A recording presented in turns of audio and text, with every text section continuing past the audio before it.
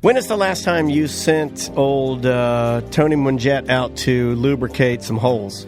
Oh, okay, come on. Why'd you phrase it? It was his joke. It was his joke from Facebook. He'll go to, I think he was at Little Indies or Dirty Laundry, and he was like, "This hole is freshly lubricated." And I laughed like an idiot, Dad. The watering hole program is all of our brewery and restaurant and bar partners, and we've got a lot of them. They're all places that we go to that we like and that have been working with us for a while. And all across, Orlando, meaning the whole thing. We've got the Breeze. It's Breeze Whiskey Bar and Lounge there in Kissimmee. So we got that side covered. Will's Pub, Little Indies, Dirty Laundry. We got the Mills area covered.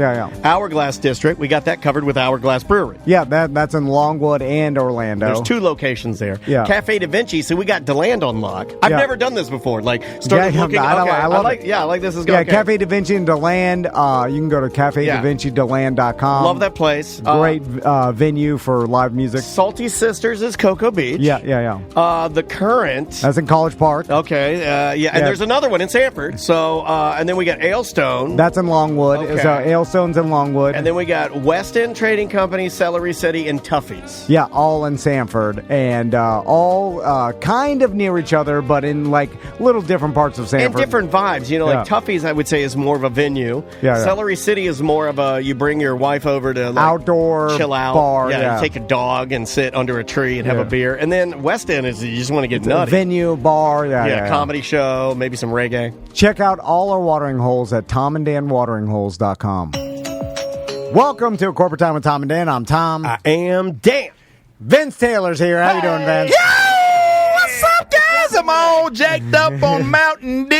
Oh, it's not working today. All right. It was working. You get a black man in here and it doesn't work. Of course, the racist megaphone. Let me stop. Obviously not. It was good, y'all. It's good to see y'all again, man. Good to see you too, man. Yeah. Thanks so much for those that don't know, Vince was, performing at our 10-year ACT anniversary show. I was going to say support, because that's what people in entertainment now say. Oh, okay. They're like, with support by Vince Taylor. I like that. Sounds cool. Sounds like he's holding it all up. He's holding the building up. Y'all got some real supportive fans, man. I mean, they ugly, but they cool. They come out. They're very, very fat. Now, let me stop. Let me stop. I'm just playing, fans, yo. Y'all no, you're not. There's some truth in every joke. Look the opposite of you.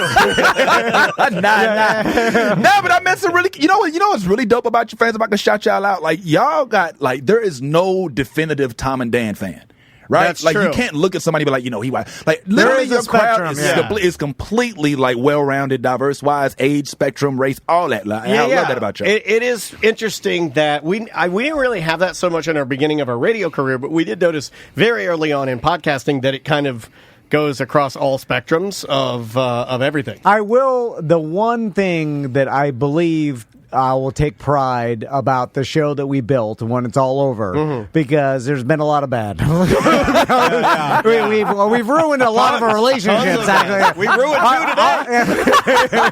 Although we did, a lot of people have met at events and they become married, but then divorced. And then divorced. I performed one gay wedding, and then they got divorced. And then the gay guy turned straight. I was about to say, it's a crazy world out there. But so back to the one thing I'm proud of is that we do have a huge spectrum of audience that listen to the show. We do. I've made the joke before, from trans to Trump. It's true. We got them all. That's very good description. And I like the fact that they're all going to listen to this. We got pronouns to pro wrestling. That's a new one. I like that one better. Yeah. Keep it professional. That's my bad. We got them all.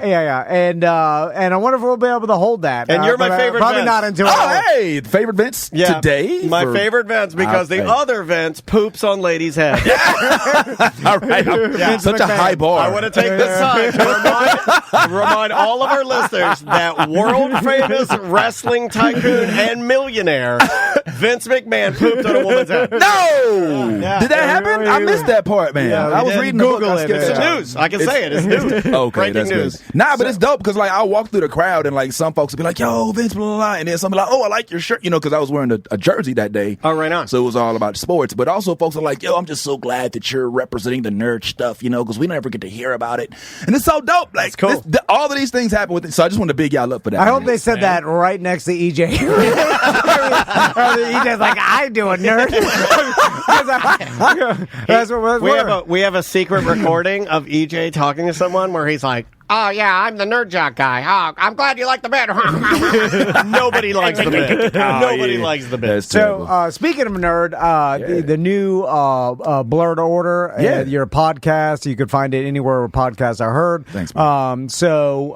What's going on in the Blurred universe? Thanks. And anything new popping up? Yeah. Well, thanks for asking. Well, thanks. Yeah, the new Blurred Order is where we are: Instagram, YouTube, all of that. And we recently were able to interview the lady who voiced Storm in the X-Men 97 Holy comics. crap, dude, that's a get. Yeah, it's huge. So and she told us about, and the funny thing about her, this is what I love about being on y'all show. I can literally say this stuff. Like, the funny thing is that she was able to tell us some stories that she ain't able to tell like everybody, because I guess we're, a little more melanated, so to speak. So she tells us about how she first came from Barbados to the, I guess, North America, and like people was calling her the N-word and all kind of crazy stuff, and Good it was Lord. just crazy because it was like, I wonder if she'd be able to get this out if she didn't have this platform.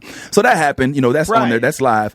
But the other thing that happened most recently is we were able to interview this dude, Jason Johnson, who's like a doctor. But we talked about Star Wars because most recently this new show Acolyte came out. Yeah, now, I don't know if what do y'all you are think up of on that? Acolyte. What do you think of Acolyte?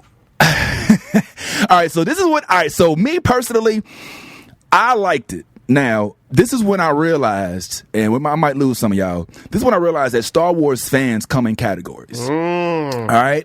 Star Wars fans don't like Star Wars. Star Wars fans, they only like the memories they had of Star Wars. The nostalgia. Right. They remember when they first saw the first lightsaber, and they want to see Luke, and they want to see Darth Vader, and that's it. Anything that comes after that, the prequels suck, the sequels suck, everything, man. And I'm like, all right, cool. I consider myself, now that we've categorized ourselves, I consider myself more of a Star Wars enthusiast as opposed to a Star Wars fan. Because as a fan, I'm supposed to hate it, but I don't. And I'm like, well, am I really a fan? Because I like it. You know what I'm saying? Right. No, I see what you're saying. Yeah. I don't want to, switch topics here, but why'd they make Darth Vader a big white blob? That's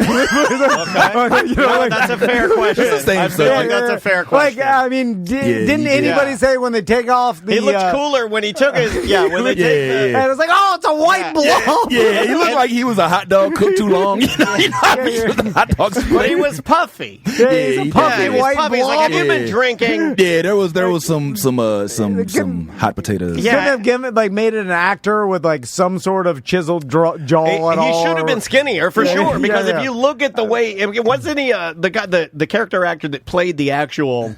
He's a giant. Yeah, he was like a giant man, right? I don't know about that. Darth Vader wasn't. He wasn't. He wasn't like big. The hugest He guy. I thought he was like over 6 foot tall. Over 6 foot. But we're compared to Chewbacca, who's a Wookiee, who's a lot taller than him. Everybody looks like they're not really that tall. Yeah. But I always feel bad for those guys. Whenever you see a beloved character on any fantasy show, I tell you, Game of Thrones, Star Wars, if it's a tall guy and he's beloved, just know that in 40 years that man will die a horrible back and knee death. Those poor guys, I'll pray for all Chewbaccas. Those mother effers, their knees and backs, the God hearts, bless you. 10 times. And they die a horrible. They got a horse heart. And then they finish out, they're at a con and they're signing things and you're like, and they're huge. Well, you're talking about, how old are you? And the guy's like, I'm 26. I'll be dead soon. You gigantos. You gotta feel worse for the ladies, right? Like the lady who played Xena Warrior Princess or whatever, and the young lady who's in Game of Thrones, the tall blonde one. Like, these ladies are tall as hell too, like 6'8", 6'10". She was a model. Yeah, the blonde, but the ladies Brienne of Tarth. They don't have the same problem, like the gigantism problem. They got more problems. They've got breath. They got to manage the whole your back problems. No, old Chewbacca, he ends up down here at Dragon Con, and he'll be out there at a table, and he can't even walk anymore. He's got a back brace on, 2 knee braces, and a wheelchair. And his head is 2 foot long. The hormones. You know what I'm talking like these people, they're either going to be in Star Wars or some sort of Rob Zombie movie. I'm not mad. So back to the Star Wars series. Acolyte. So it's getting a lot of people not liking it, right? Yeah, well, I think that's kind of uniform right now. Like, it's almost more popular to hate on the project before you love it. And I'm not mad at that, because what it does is it opens up the door for more independent projects. You get more Dark Horse projects. You get, other projects, because right now what I think that the mainstream fan is really looking for is some originality, and I ain't mad. Now, as a fan of Star Wars, I want to see them keep putting stuff together. So I want them to not get discouraged by the hate. But I do want them to put out quality product. Where I have an issue, guys, is when they prejudge the project based on who's in it. You know what I'm saying? Like, right. If the project, when I showed up to New Blurred Order on Saturday to talk with the panel, I don't know how everybody else thought about the show. I'm thinking we all loved it. I come to find out I'm one of the few on our 6 panel that liked it. I'm like, really? Y'all didn't like it? And they give me their reasons. I'm like, okay, these are all valid reasons. You didn't like the plot. You didn't like the girl. You didn't like how easy the Jedi is to fight. But when it's like, it's too woke. I don't like the girl that you brought on because she's, non-binary. You're trying to take away the traditional form of Hollywood and you're trying to make us all trans. That's when I'm like, all right, calm down. You know what I'm saying? Let's watch it first and give a legitimate argument as to why you don't like it, not just because you don't like the characters that are being we've brought seen on. this before with Disney. You bring up an excellent point. We saw it with that one movie that was the one where it was a wacky family in a spaceship and it was animated, and then it went out and it looks awesome because it's Disney and it's got tons of money behind it. And immediately, because I think one of the characters is like a non-binary character, everybody's like, I'm not. Before it even it wasn't even out, and it was just like, I'm not watching. It was like, I don't even think you realize. Aren't there aliens? Literally, what is the alien like? It likes a squid. they're sucking on a tentacle. What are you talking about? Literally, you're mad that this person doesn't like anything, right? The alien likes a squid. What the hell's wrong with it? I mean, we were fortunate. I don't know if y'all have seen Community back in the day, but there's Yvette Nicole Brown. She's a guest on our show, frequent guest, and she was talking about how she doesn't understand. Like, you can sit here and hate on these characters because there's black people in space, which evidently I guess we're not supposed to be in the future, but at the same time, there's literally squids. There's literally crabs. There's a talking Bigfoot. You know what I'm saying? I mean, he doesn't even talk English. No problems with that. You know what I'm saying? But don't let Leroy Jenkins be in Battle of Endor. It's a little disconcerting. However, like I said, I do completely understand legitimate concerns. But don't use the characters and the races and all of that to be prejudgmental. That's what I hear. Good point. And then also the internet is. Like, they use, sometimes people don't even think those thoughts, but they put it up just to get responses. Yes. So it's like they don't even think or care about this. They're just going to put it up to troll so that they get a bunch 100%. Of fights. That goes back to that movie. Well, no one even cares. I can't remember the name of the movie I'm referencing. I think it's like Another World or Other Worlds or something. But the movie had a character in it that supposedly, was problematic, and we can't watch this movie. But then, all the kids that I've talked to, my daughter included, I was like, you've seen that movie. It's not even a thing. It's not a thing. It doesn't come up in the movie. So it's not a part. I think I know the one you talk about. I think it was Another Earth.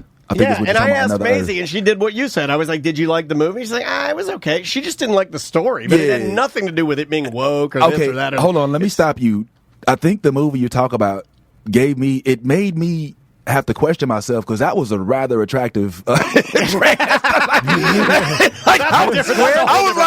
yo, I like the squid. Maybe I should watch more Star Wars because, I'm starting to get attracted to the Wookiee type. I'm not gonna lie, you know what I'm saying? Every now and then, you do a double take. Now listen, happily married. When I was a young boy collecting comic books in DeLand, Florida, I very much enjoyed the ladies that were drawn in the Elf Quest comics. Hey, Elf Quest was rad. Oh yeah. ElfQuest was killer. Do you think that they're going to do any more, like, remember when it was popular, and I bring this up a lot, but Cool World, and then, like, when they had humans and cartoons in the same world, right? Yeah. Or humans, like, real world.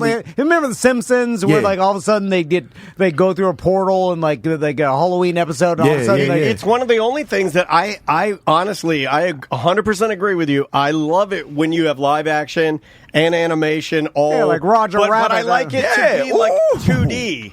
Like, I don't necessarily, because we're already doing it now, right? Like, Photoshop is really just a variation of animation that just looks photorealistic. I like what you're saying, where it looks like a cartoon and it's in like the real world, or even like a Pixar style animation mixed with real world. It seems like they stopped all that. You are in luck, my friend. There is currently a movie called If. All right, It stars Ryan Reynolds, If stands for imaginary friend, and it's literally exactly what you're describing. It's almost as if they were in your head before you was in your head. You're right. Yeah, I forgot about he was just telling me this morning how woke this movie is. I hate it. I donated to Kevin Costner. I said, does that come up on your Facebook? It's like Kid Rock and Kevin Costner teamed up and put $1 billion to a non-woke network. And then I'm like, $1 billion? Like, why'd you choose a number that is so ridiculous that it's like impossible to believe? Like, $1 billion? And it's so stupid. It's also, why'd you pick those guys? And then I click on it. And then I just exactly. Spam. Get it all. I think we just learned a lot about Tom's clicks. His algorithm. He's a Chevy truck man. You know who he's voting for. It's all good, brother. Still no love lost. But if I did, it wouldn't be the get you. So the If now that you've seen that, that's good. I haven't seen it. Okay, I can't comment on it. I like to. Right. I have a complete different take. I hate those movies. Like, I don't like it to see. Hate's a strong word. I detest these movies. I don't like seeing when it's one thing. CGI is too good. You know what I'm saying? Like, to put me in a world where I have to, like, be imaginary, where I have to look at a character who's not there. The Roger Rabbit days is over, bro. You know what I'm saying? Like, I'm not into it as much. You know what I'm saying? But for kids, it's the new, they need their Roger Rabbit movie. You know what I'm saying? They ain't had it. So in like the Marvel universe, and I know like Deadpool and Wolverine is coming out. We talked about that. Woo. And you got to be excited. I want to rent a movie theater for that. I wonder if it's too late, but I want to rent out a whole theater and kind of just have some folks pull up, man. It might be late, but we'll see. That's a good idea. Maybe in West Oaks, where it's West Oaks is the Bring only. Tom. It's still there. If you go, you got to give something for me. When my wife worked there, I begged her. There was a painting of the Last Supper that was nothing but famous black people that had died. Yes. So, like, in the dead center, you had, like, Martin Luther King, like Malcolm X. They were like, I've seen those. If you can pick that up for me, because I begged her for it. I will steal it for you. We'll put it in the studio. Vince knows, because we used to work together in Champs. Oh, yes. The West Oaks Foot Locker. You guys have a rivalry against the West Oaks? That was a... My wife was West Oaks Old Navy. What? Like if a man... They had an Old Navy in West Oaks. Not very long. It was a real Navy. If they had to promote you to manager, they give you West Oaks first as like your boot camp as a manager. Boots on the ground. We got a new one in here. They give you a set of keys and a bulletproof vest, bro. And they be like, go down West Colonial. Don't look back. It was crazy. It's like, have you ever been in an armed robbery? Literally. You will be. Just get used to putting your hands up. This people come up to the top and be like, yo, can I get this to the 6? Sir, you can have whatever you want, so you can have whatever you want. I don't have the cash in the register. Like, all right, calm down. That's hilarious. Size 6. Nah, but yeah, that's crazy, man. But yeah, I would think about doing something like that, but I don't know. This Wolverine, this Deadpool movie, I think that it has the weight of Marvel on its shoulders, because Marvel's under a lot of scrutiny right now for not putting out the best product, so to speak. You know what I'm saying? They feel like, a lot of us feel like Disney has oversaturated the industry. Is this a part 2 of how, not to go back to it, but is this a part 2 of how they feel about, like, Star Wars? Yeah, it is 100%. It's like, okay, Disney plus Star Wars equals what is this? Yeah. Marvel plus Disney equals what is it? Like, are we... It is a issue that big big companies have to learn how to deal with. Like, once you become the prominent, dominant force, how do you maintain that without being too oversaturative? You know what I'm saying? Because Star Wars folks are Star Wars folks for life, right? Marvel folks are Marvel folks for life, but they also develop a sense of what it is they like about it. And once it deviates from that, then they start to turn on the very thing that they love the most. Correct. So this is happening literally with Marvel right now. And I think that it's best for these companies to recognize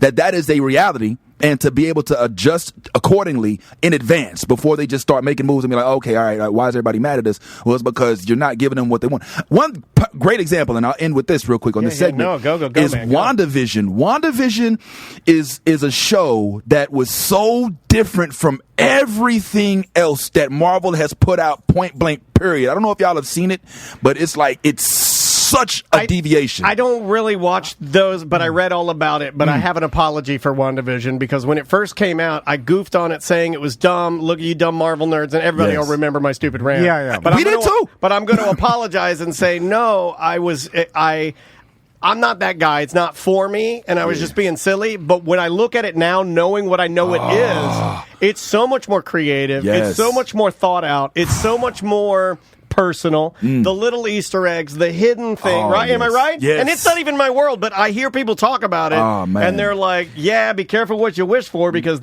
we didn't even know we were getting the good stuff there. It was such a monumental deviation from the normal, villain. And you guys would talk about it. Like, I would hear my nerd friends that watched it, like, I haven't heard that in a maybe since WandaVision. Yeah. It's been a minute since there's been a show where, like, people would come in and go, did you get that last episode? Man, it didn't heat up until the third episode when they're out of the TV and the thing, like, Dan, like, the same way you kind of trashed it, the same thing we did. We was like, this is the first 2 episodes is black and white. My homeboy is like, stupid. bro, I got an 85-inch screen TV. I'm not finna watch no black and white. You know what I'm saying? I'm with him. You know what I'm saying? I worked hard for my life. Right. You know what I'm saying? Like, I worked hard. I'm still making the payments, and I ain't finna watch no. So yeah, I get that. But, like, the level of creativity, the number of characters that were introduced through WandaVision. We also got Monica Rambeau, who was in the Marvels. We also got White Vision, because we know what we need more is White Vision.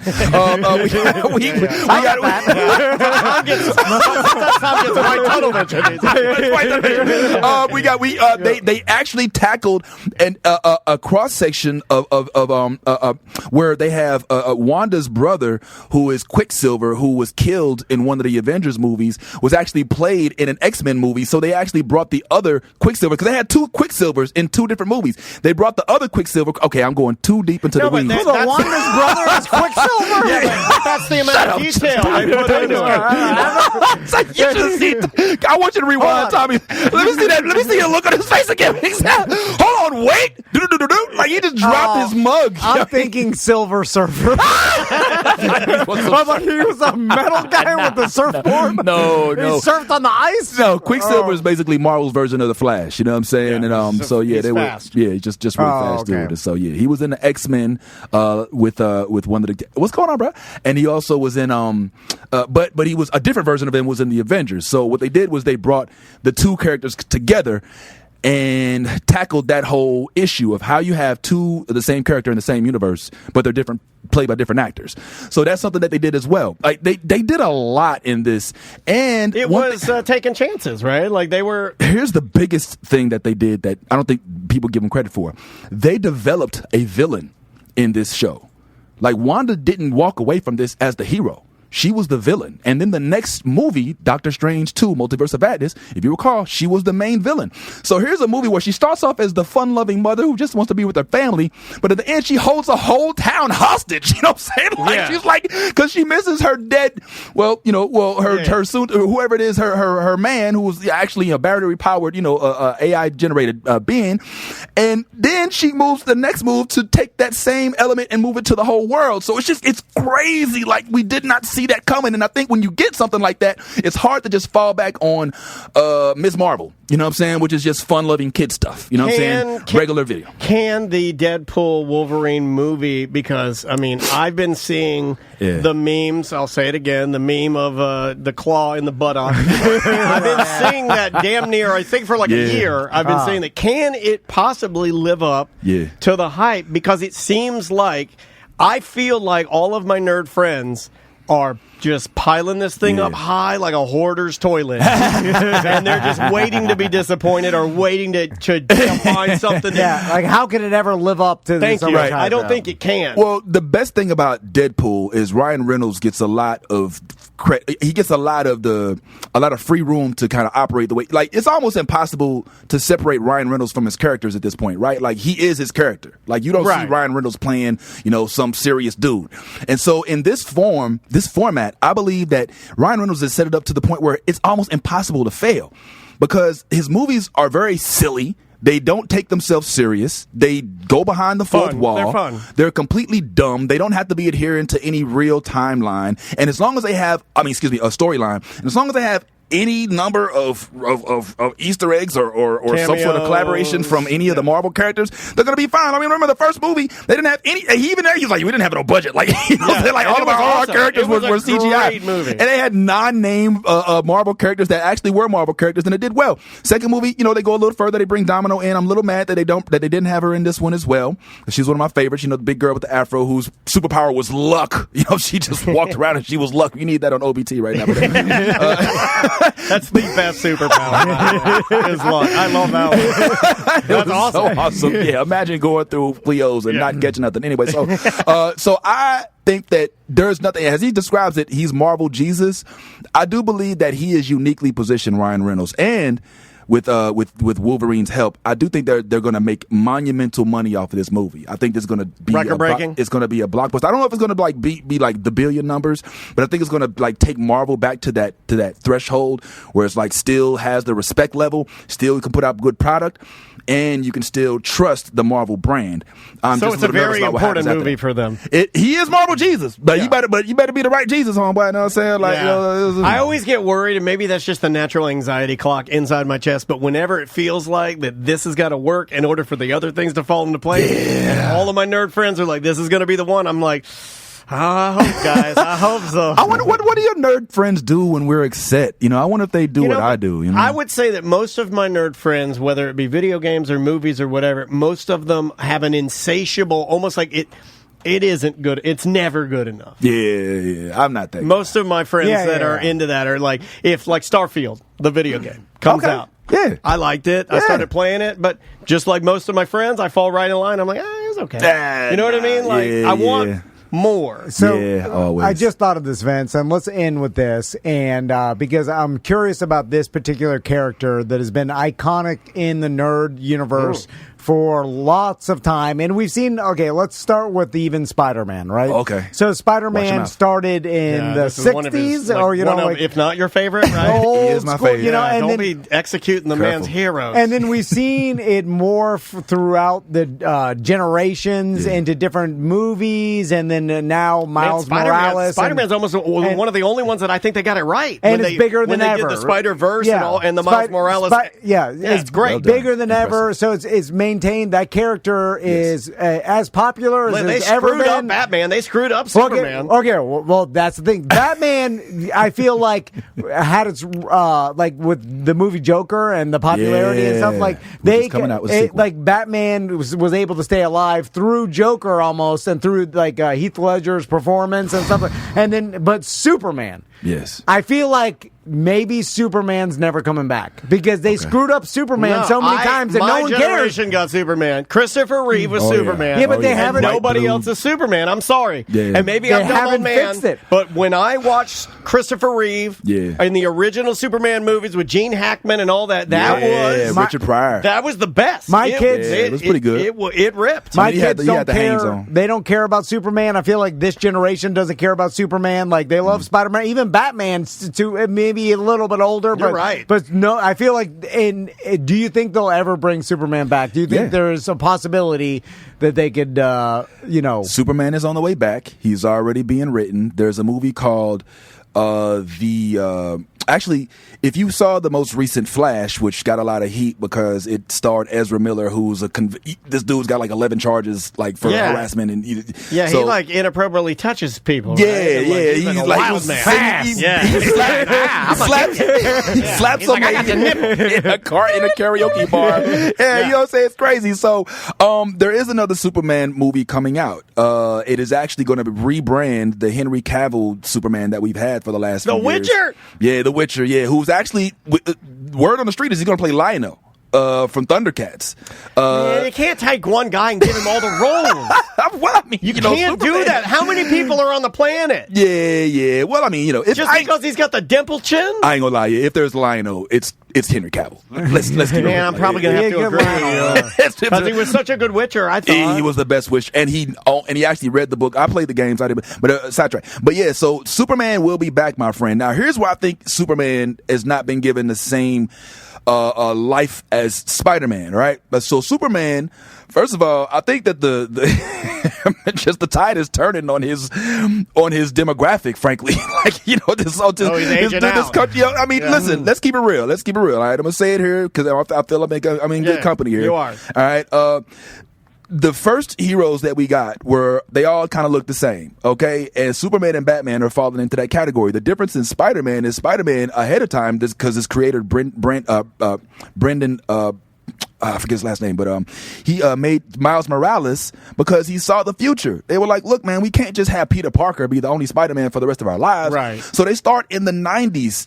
Making up this new character, which comes out early 2000s, Miles Morales, which is based on a Donald Glover scene from the show Community, and then they start branching out. Now there's a Spider-Woman, there's a Spider-Girl, there's a Superman. You get Superboy, and that's pretty much it, right? I mean, don't get me wrong. There's some different versions in the comic. Like there's Val Zod, who's a black Superman. He's the cousin of Superman. Zod? That's Val Zod, badass name. Yeah, Val Zod. Like I would General just go Zod. by Zod. Well, there's already a Zod. So what you're saying is Zod. there needs to be a Mexican Superman.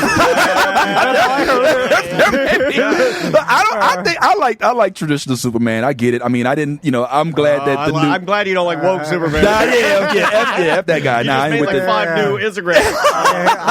I can see the trailer. Here comes a bad hombre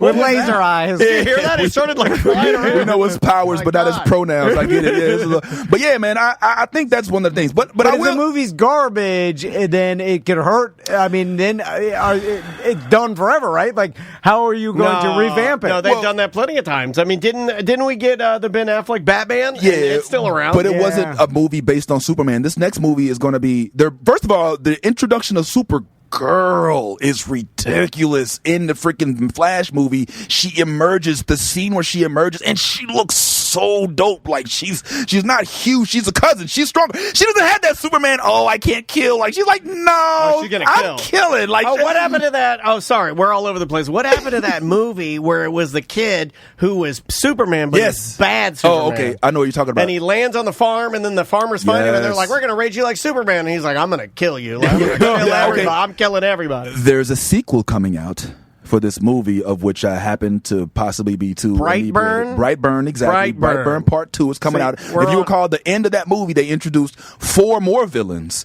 that were like Brightburn, and this upcoming movie is hopefully going to expound on that. We need more villains out there, you know what I'm saying? So especially ones like Superman. That's what I say. I think Tom's a villain. Tom is a villain. I think Tom is a villain. He's accidental dickhead.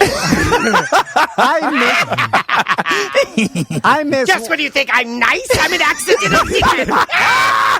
And he's got a henchman already, yo. Yeah, pull up. I miss early 90s horny Catwoman. I like when the female villains where are everything horny. was a double entendre, like where she'd be like, well, if you need to find me, just, look for the That's subtle. I don't think you're allowed to say that. I don't think you're allowed to keep that in. Cat. Cat's at the end of that. Cat. Yeah. I miss her too. Pussy.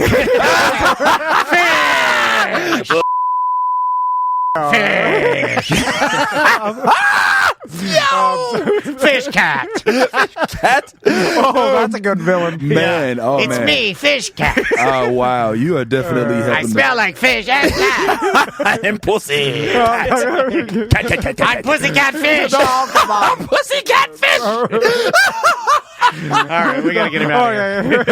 Daniel wanted to go spend time with his daughter. All right, guys. And now he's going to be editing.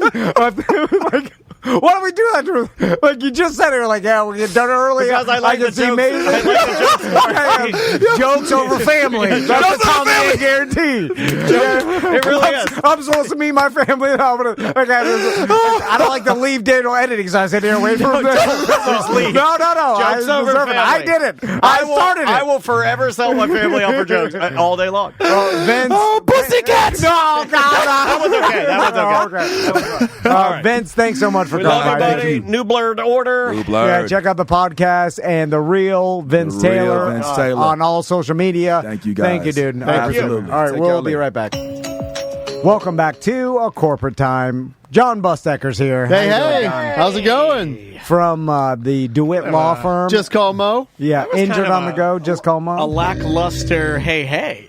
Oh, really? Yeah. Oh, I was expecting an intro. Normally I get like a whole intro. And he just said, and John Busdecker's here. We're not allowed to do the AI songs anymore because the listeners hate it. Yeah, the listeners hate it, and they've hit a maximum saturation. Really? Of AI songs. So I like them. We've gone AI free. Yeah. All right. The show is now 100, and we guarantee that every single show is 100% authentically human. Until you can figure out how to replace Tom with AI. No, you can't. You can't replace. That's true. You can't replace. The computer just goes. Yeah, the computer doesn't know how to work in the bumbling. Not yet. It's the flaw I in the can't be code. replaced either because anxiety is a human thing. That's a human thing. I'm tortured. I've literally had. We had a great day. Everything we went to do was phenomenal. All the shows were good. All of our guests were great.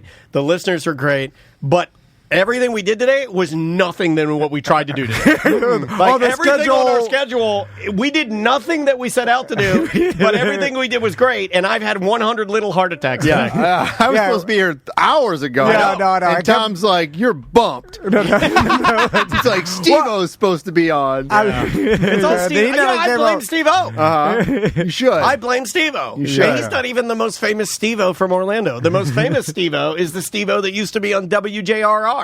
Who found the band Matchbox 20. Wow. So take that. Steve-O Robinson. I've been coming on this show for 10 years, and I get bumped by Steve-O in the History Center.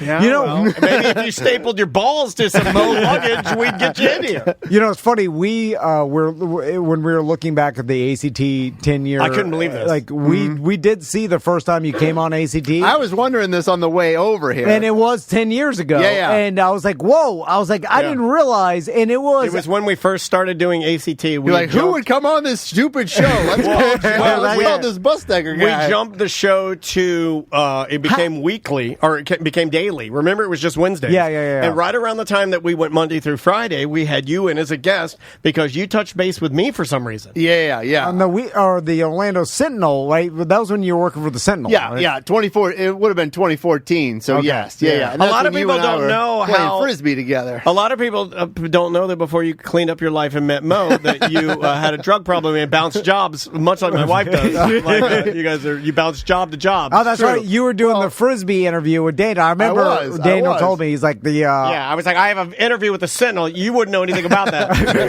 And then you're like, he wants to go play frisbee with me. Then I'm like, the newspaper? I was like, I think this guy's gay. I'll be back in a minute. I was like, is my mother-in-law's birds going to read it? This was 10 years ago. Everybody was reading the paper then. There were a lot more people reading it, though. It's true. Is the Orlando Sentinel still a thing? Yeah, I got it this morning. I mean, you got it? Yeah, I still get the paper. On the internet? No, I still get the paper. You get the actual physical paper. I do. Well, my dog gets it every single morning. That's pretty rad. Yeah, no, she does. Hermione knows how to go get the paper. Is it organized the same way? And it hasn't changed in years, dude. I will tell you that, newspaper technology has not changed in 200 years. But like Scott Maxwell said on Jimmy's show, I was listening one day, and he was talking about how, like, they don't have any of the the sprawling newsroom like they used to have. No, that's too expensive. Like the whole the whole downtown campus is gone. So let me get this straight. So a story comes out, and then they write about it, which takes hours. Well, first you have to type it into the editor.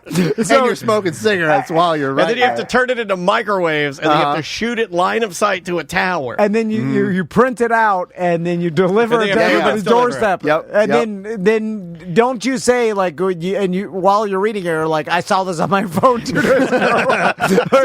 I do like picking up the news and going, oh. There is some truth to that. Every now and then, I do see a lot of stories online before I see them in the paper. However, there are a lot of stories that you're sort of going through the paper and you discover because you didn't see them online. And most normal people call those the unimportant stories. That's not true, because I think there's a lot of times, and I don't even work for the paper anymore, but there's a lot of times I'll see something and be like, oh, that's really interesting. I never saw that online. I'll give you an example. It was actually written probably a week or two ago, and it wasn't an Orlando Sentinel story. It was from South Florida, and it was a woman who was like a fashion, she went to fashion school, and then her dad is like a python hunter, and she decided to start making like boots and belts and all this stuff out of pythons, and now she goes hunting with her dad. I thought it was a fantastic story. I learned something. Boots and belts! You get the hell out of our studio. Python boots? Yeah. Yeah, but it's something I would have never probably read online.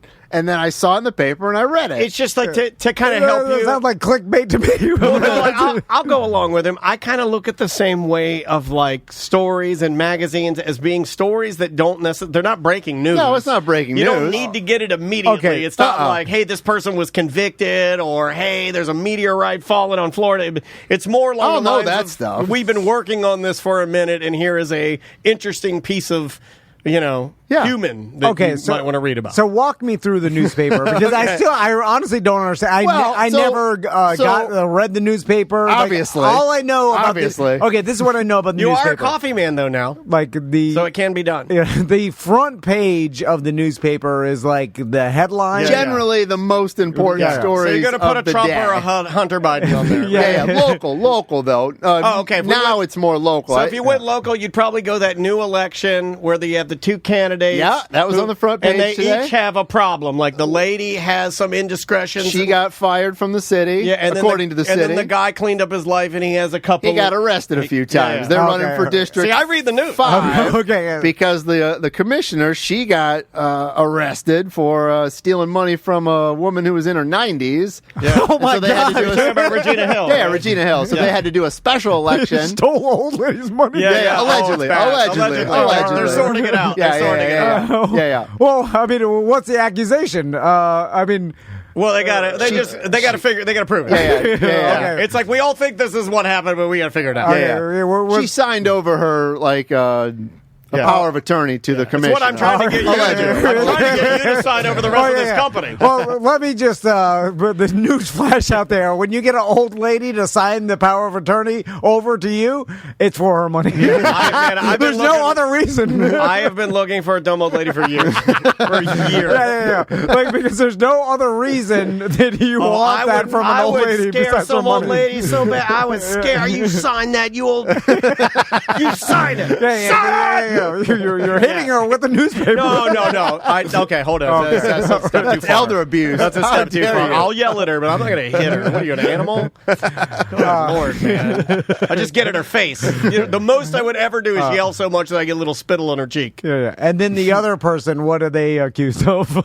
Well, no, it's just like they're having this. It's like these two people are running for that seat, but then everybody's kind of like, well, can't we find any better candidates than these two people? One that got fired and the other that's cleaned up his life and is still. Do people, anybody not been arrested that wants this job? Do people not understand? No one wants to do this job but crazy people. Because it is, unless you are pure of heart. The problem is, it doesn't pay anything. It's a pain in the ass. It's a horrible job. Yeah, no, being an elected official. Is it the pay that probably? I think part of it is. I mean, especially for the city of Orlando, I think the pay for a commissioner is like $75,000, which isn't terrible. Don't get me wrong, but like the quality of person that you might want to get might make more in their regular job. Correct. So they're going to have to take a pay cut to be a commissioner. Yeah. Or you get somebody who has maybe done something their whole life, retired, and wants to be a commissioner, which is fine too. But let's talk about the pain in the ass. So, like, it's a pain. Even if you say you were a good person that wanted to actually change your community, do something good. Once you get into it, you realize that it's so messed up. Like everything is so ingrained into politics and red tape, and like this person and this money. Crooked, and you start sucking off the system. That's what I do. Well, it's also you got to deal with crazy people. Yeah, I didn't get in there to change the system. I got in there for the system to change me. And when I say crazy people, I mean people that make it their job to make probably the commissioner's life hell. Yeah. Because they have time for it. Oh, yeah, the only people that show up at these meetings are crazy people. Like Vermin Supreme, he's got a boot on his head, and he's like, I'm running for... Oh, God. And then you have to, by the letter of the law, give them 5 minutes to talk to crazy talk. It's a thing. It's a thankless And then job. you're sitting there, you're like, oh, my God, everybody's here crazy, the hoarders. Would you get in trouble if you were a commissioner? And you're like, I'm not doing this. If you were a commissioner, they're like, all right, we have our first person that would like to talk. Please state your name. You have 5 minutes, and they get up there, and I would just lean into my mic, and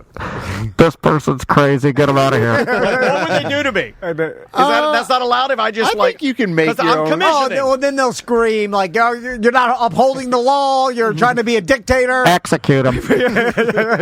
Release the oil. Release the oil. I've burned so many people. I used to have a fantasy where we were up in a castle, and all of our listeners were attacking the castle, and then Tom would just release the oil. No. It's because we gave them the tools to feed themselves, and we gave them the sheep and everything. Like, here's some sheep, and you have to make them reproduce. You have to do some farming, and then immediately they cooked them all, ate them all. Oh, in one day. You idiots! Yeah, this is supposed to last for years. Yeah. Then they're banging on the door, and they're like, "Yeah, feed us! Let us eat. We are hungry." And I'm like, release the oil. Just burn them good. Burn them good. Like, they're too stupid. We're starting over. They can't take care of themselves. I try to help them. Anyway. You should run for Castleberry Commissioner over there. You'd probably do okay. I used to go to Castleberry Commission. There was a guy there. Speaking of crazy people, I won't say his name, but I think if you went to commission meetings in the mid 2010s. Is it Castleberry Carl? I know him. Do you know him? You hate him. Aren't you worried? I saw him dressed like a vampire. This guy would show up in the meetings with like a yellow notepad full of notes, and the writing was real tiny. Oh, that's Tom of fantasy football. He would just start reading, and everybody knew him because he was at every single meeting, and he would just yell at the commissioners and call them names, and they just sat there for 5 minutes listening. And then you fat ass! what names does he call? I don't even know. If I was a commissioner, you dingbat! I'd stand up and be like, "What the hell are we doing here? We're not getting anything done. These crazy people." Lean into my mic. I'd be like, "Get him out of here! Execute him!" I'd have to be like, "Police." What the hell? We're like, no, these crazy people, get them. Let's get the business here. It was great to watch as a reporter, though, because he was an interesting dude. I don't even know if he's still alive. Yeah. Well, that's the thing. So that's the newspaper for you. Yeah, no one wants to do these jobs. And then what else? Like, where's then their sports section? Old sports. Yeah. Well, it's more. Tell me about the Odell Beckham trade. Caitlin Clark might be the number one pick. We'll see. It's more analysis rather than coverage of sports. So, you might read a little bit more about what the game's about or what the team's about rather than what happened last night. And then in sports. Is there a for sale on the back? Classifieds aren't looking so good anymore. Yeah. What do you click? Is this still available? That's what I like to do. I just go through everything. What I miss that sweet spot when we had Donald Sterling owning a team. They're making a Donald Sterling movie. Yeah, I haven't seen it yet. I think it's out now. Oh, okay. Yeah, it's called Clipped, and it's got Ed O'Neill in it. It does. I thought the wife was Roseanne Barr, but it's not. It's somebody who looks like her. No, it's some she's shorter than Roseanne. Well, from the promo photo from afar. Okay, maybe I didn't have my glasses on. I can see that, but it's got Ed O'Neill. I was like, wow, Roseanne's back, but maybe not. And he gets to be he gets to play Donald Sterling, so he gets to say all those crazy clips, all the crazy things Donald thinks. So he's like, don't bring the black guys to the games. Yeah, I heard the trailer. He went to the trailer. It blew me out of my seat because there was nothing that made me more uncomfortable and laugh laugh harder than when you would hear that. Or that interview when he was talking about Magic Johnson having AIDS. Yeah. Oh, my God. He's still alive, not Magic Johnson, but Donald Sterling. You know, I went to look that up this morning, and then something happened, and I forgot to finish looking it up. He was old when that all happened, right? I think they shuffled him away, and now he's just, he's not allowed to, like, go to games or anything. Like, no, he's banned from basketball. Yeah. Oh, banned for life. Well, yeah. And they, he's just... Rightfully so. Bye-bye. He's just living out his days in some rich, mansion, and he's probably slowly losing his mind. That's what happens. As soon as you get old people and you seclude them away from society and talking to other people, they lose their mind fast. Old, he's 90. He's still alive Still at 90. kicking. Yeah. And if he was racist then, oh, man, now, holy smokes. Just to interview him, just give me 5 minutes unfiltered. Super racist. Give me 5 unfiltered. I just want to hear what you say. You should start a podcast. Every day I give you 5 minutes of an unfiltered 90-year-old man. So what do you think about Donald Sterling? Big Magic Johnson. He has AIDS. What's your wingspan? Wait until you see the new Little Mermaid. What do you think about that? So where do you read it? At the kitchen table? Yeah, so I get up probably an hour and a half before I have to go to work, so I need a little time to drink my coffee, eat my breakfast. So you do the stereotypical 50s and old does your man? wife bring you coffee like an English muffin? No, she's still in bed. She wakes up later than I do. You guys and your wives still in bed. I get up. My wife's already up, fully dressed. My daughter fully dressed, and they're like, "Get up! You're late for your dumb radio show." Honestly, it's like my time, my hour where I don't have to talk to anybody. I can read the paper, drink my coffee. Just hang out. How do you do your coffee? I'm painting the picture. I was all black coffee for a long time, but now I put cream in it. Nice. I like that. It's American True Blood over here. Got to put a little cream in it. And I just bought a new coffee maker. I was all about the percolator for a long, long time, but I didn't think it was making good coffee anymore. So I went with the Ninja drip coffee machine, just a standard coffee machine. You know, I'm over the Ninja. I'm all that. Anybody that it's a regular drip coffee machine, but anybody that puts that name, like the name Ninja, in the thing, like I can't. It's like, what are we children here? It gets good reviews on the web. But I do the high end. I almost bought a $300 coffee maker. Whoa.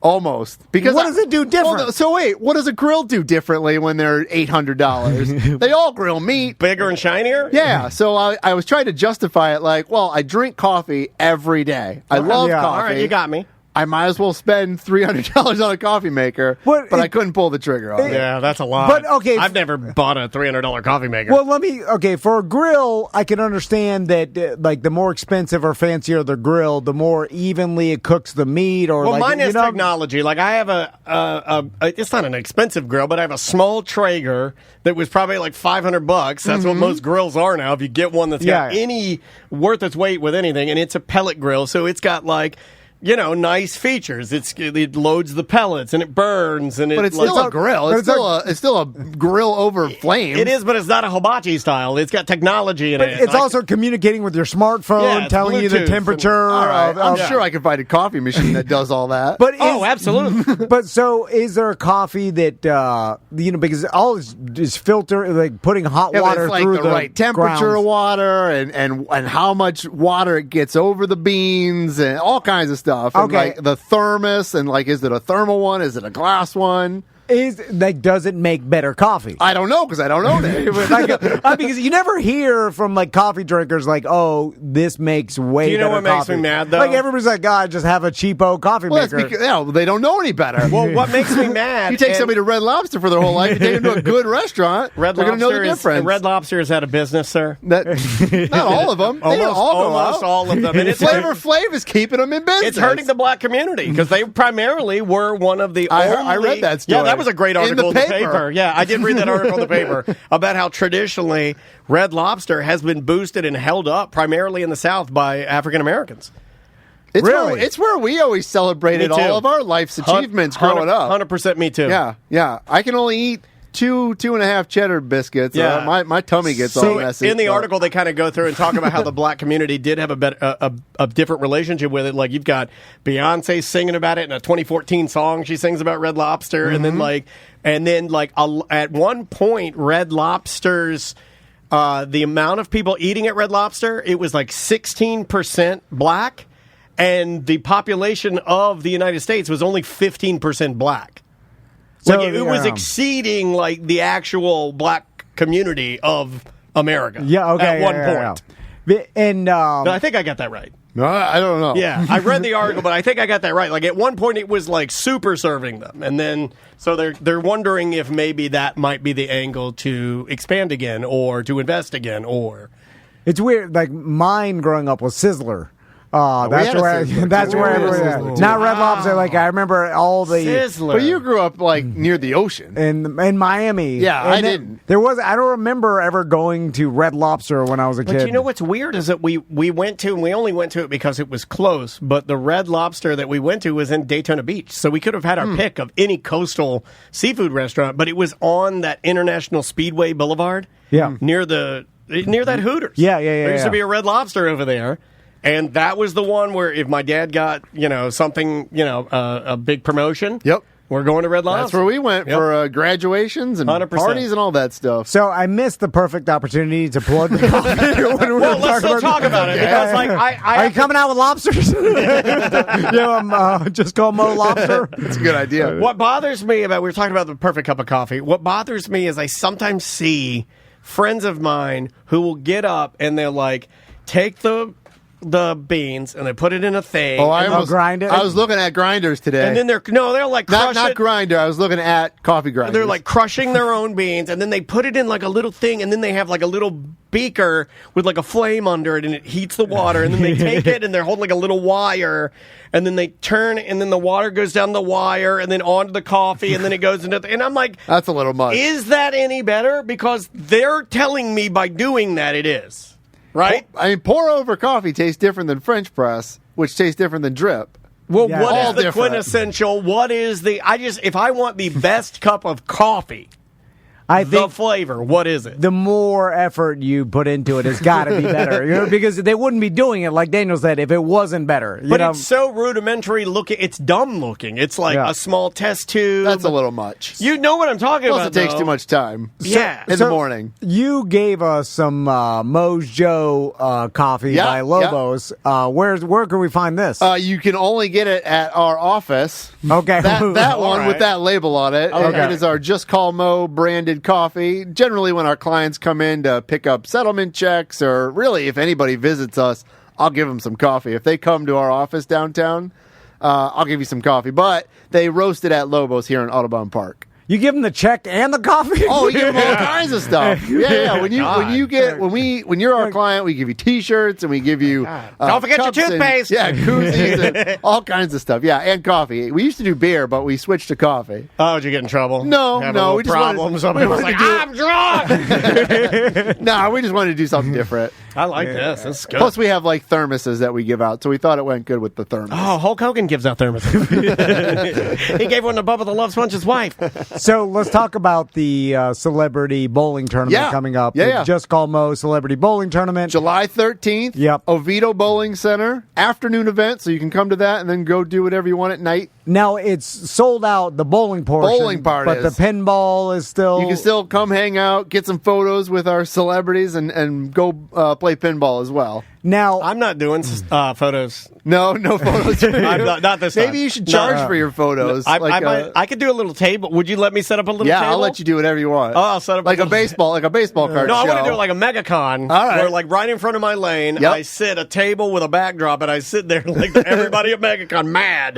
Pay your $250 and you get a photo with me. a listener bought all my spots for his kids. Really? Like I'm some that'll be sort of fun. birthday clown. Do you think the kids will? the kids will be better. He said, "Hey, I'm sorry about this. No, it's for charity." Just drop them off and let you babysit them. That's what I actually got a really good one. This is radio. I actually got some really good lister friends that have bid on me for like in the last 4 or 5 different ones I've done, and I get them again, and I know them, and I love them, and they're great. I got my friend Angela; she's going to be, and her husband are on my lane. I'm like, yes, I know you. Thank God, you're so fun. So, and you still can accept lane sponsorships. Yeah. So if any businesses out there want to sponsor a lane, it's probably best just to contact us. I can give you all the instructions. Did you sponsor a lane? Okay, well, do you want to? Do you want Tom? I didn't even ask Tom and Dan to. So I should have. I did get a call from someone we do business with, and they said, hey, did I mess something up? No, they're like, hey, I saw a lot of people are sponsoring these lanes. Do you think you should sponsor, like Tom and Dan should sponsor one? Do you think that would be good? Like you think, so I was like, well, we're already going to be there, so and they're already advertising us. So you could give some money to kids battling cancer if you wanted to. We're giving our time. Our time is more valuable than money, Bussecker. You understand? Like our combined. This is Tom's new thing. Tom, don't you read Reddit? Time over money. Don't tell me that. Tell the kids battling cancer that. No, well, I'll tell them. You don't have much time. They know more. They do know. I'm like, guys, you don't have a lot of time. It's more valuable than money. What? It's terrible. It's pretty terrible. It was nice coming on the show. I hope we don't get fired. It was nice having you here. We'll sponsor. Mo fires me.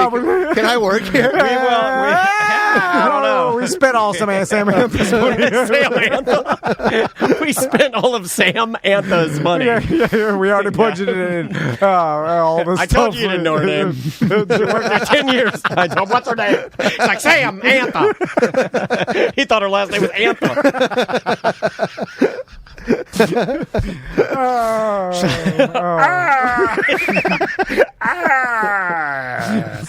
So did everybody get bid on? Yeah. Sold out all of our lanes. Yeah, but there are I know it's touch and go for a little bit. But we got it taken care of. Oh, we forgot to interview that influencer that's going to be a part of it. We can still do it. Swix?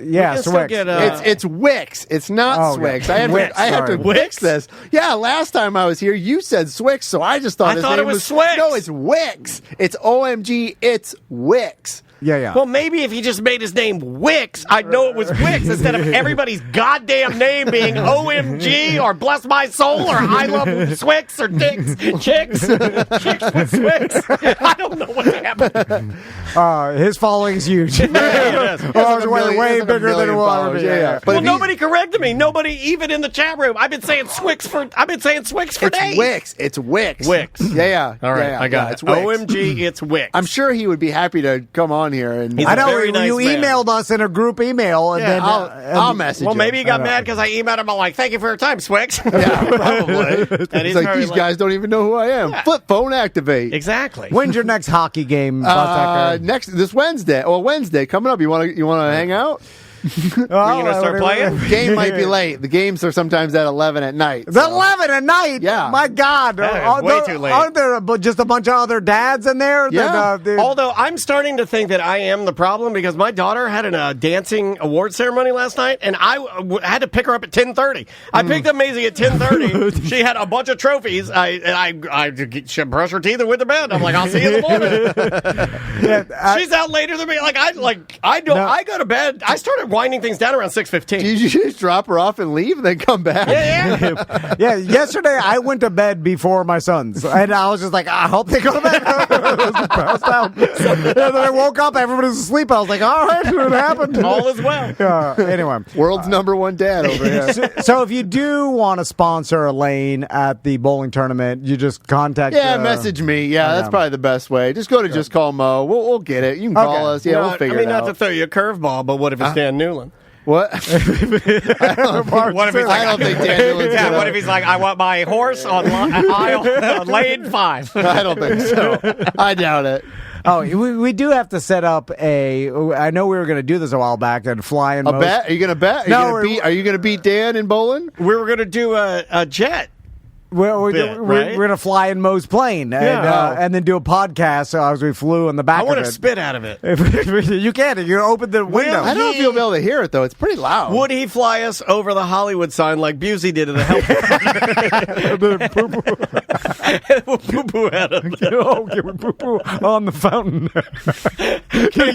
Can we do a swoop over? If you hold my arms, I'll hang my butt out the door. We'll swoop over the fountain. The key is to poop before because it travels forward. Yeah, it's like shooting skeet. You got to lead it. You got to lead it a little bit. Yeah. So it's like, let's go. It's like Tom Brady throwing a pass. You got to lead him a little bit. We crush. Okay, in order to get us out of this, would you like to finish with a couple of voicemails? Oh, okay. Well, yeah. All right. Because you're getting a little out of control here. Busdecker's here, and you know he doesn't like to talk about poo-poo. Sorry. Here, let's do one voicemail. One voicemail. And then we'll get Busdecker out of here. Okay, we'll get him out of here. We'll do this one. It's about AI. It's been a very hot topic. Like, our listeners are over it. Even if I write the lyrics, they're like, we don't even care if they're your lyrics. It still sucks, Dan. And you suck, too. And I'm like, all right, dude, I'll go back to just doing it old school. Whatever. Not that big of a deal. Hello, Tom and Dan. It's Canadian Josh. Wanted to weigh in on the oh-so-controversial AI talk. We seem to be all over the place as far as people liking it, hating it. Dan, with you, I do sense some cognitive dissonance with it. You like it and use it, but at the same time, you seem to get frustrated with yourself saying, I'm done with it, I'm sick of it, it's effed out. So for the people who are tired of AI talk, getting mad at that and getting mad about people talking about it would be like getting mad about talking about the internet in 1994. Like, it's just starting. We're figuring things out, how to harness its power, how we're going to integrate it into our lives, just like the internet was back in the 90s. So keep talking about it, man. Like, it's early days. It's like talking about automobiles in 1902. Like, we just started, and it's going to be going on for the next 10, 20, 30 years. There's more to come. So please, AI talk all day, all the time. Bring it on. I love it. And for those of you who don't like it, well, go move out to a cabin in the woods, because this is the future. Anyway, that's my opinion. I'll hang up and listen. Yes. Love you guys. BDM for life.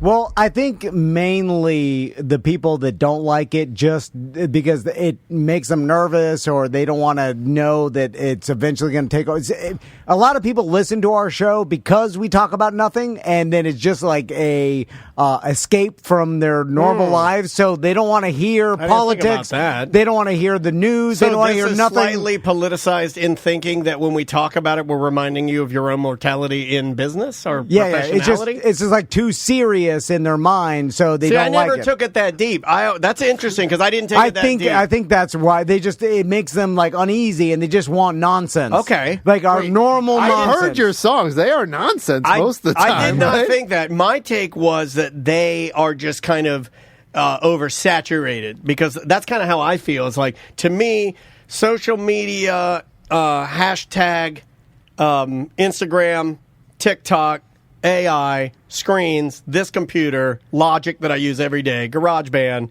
Libsyn, Spotify, Apple, all of it. I hate it. I'm so sick of digital.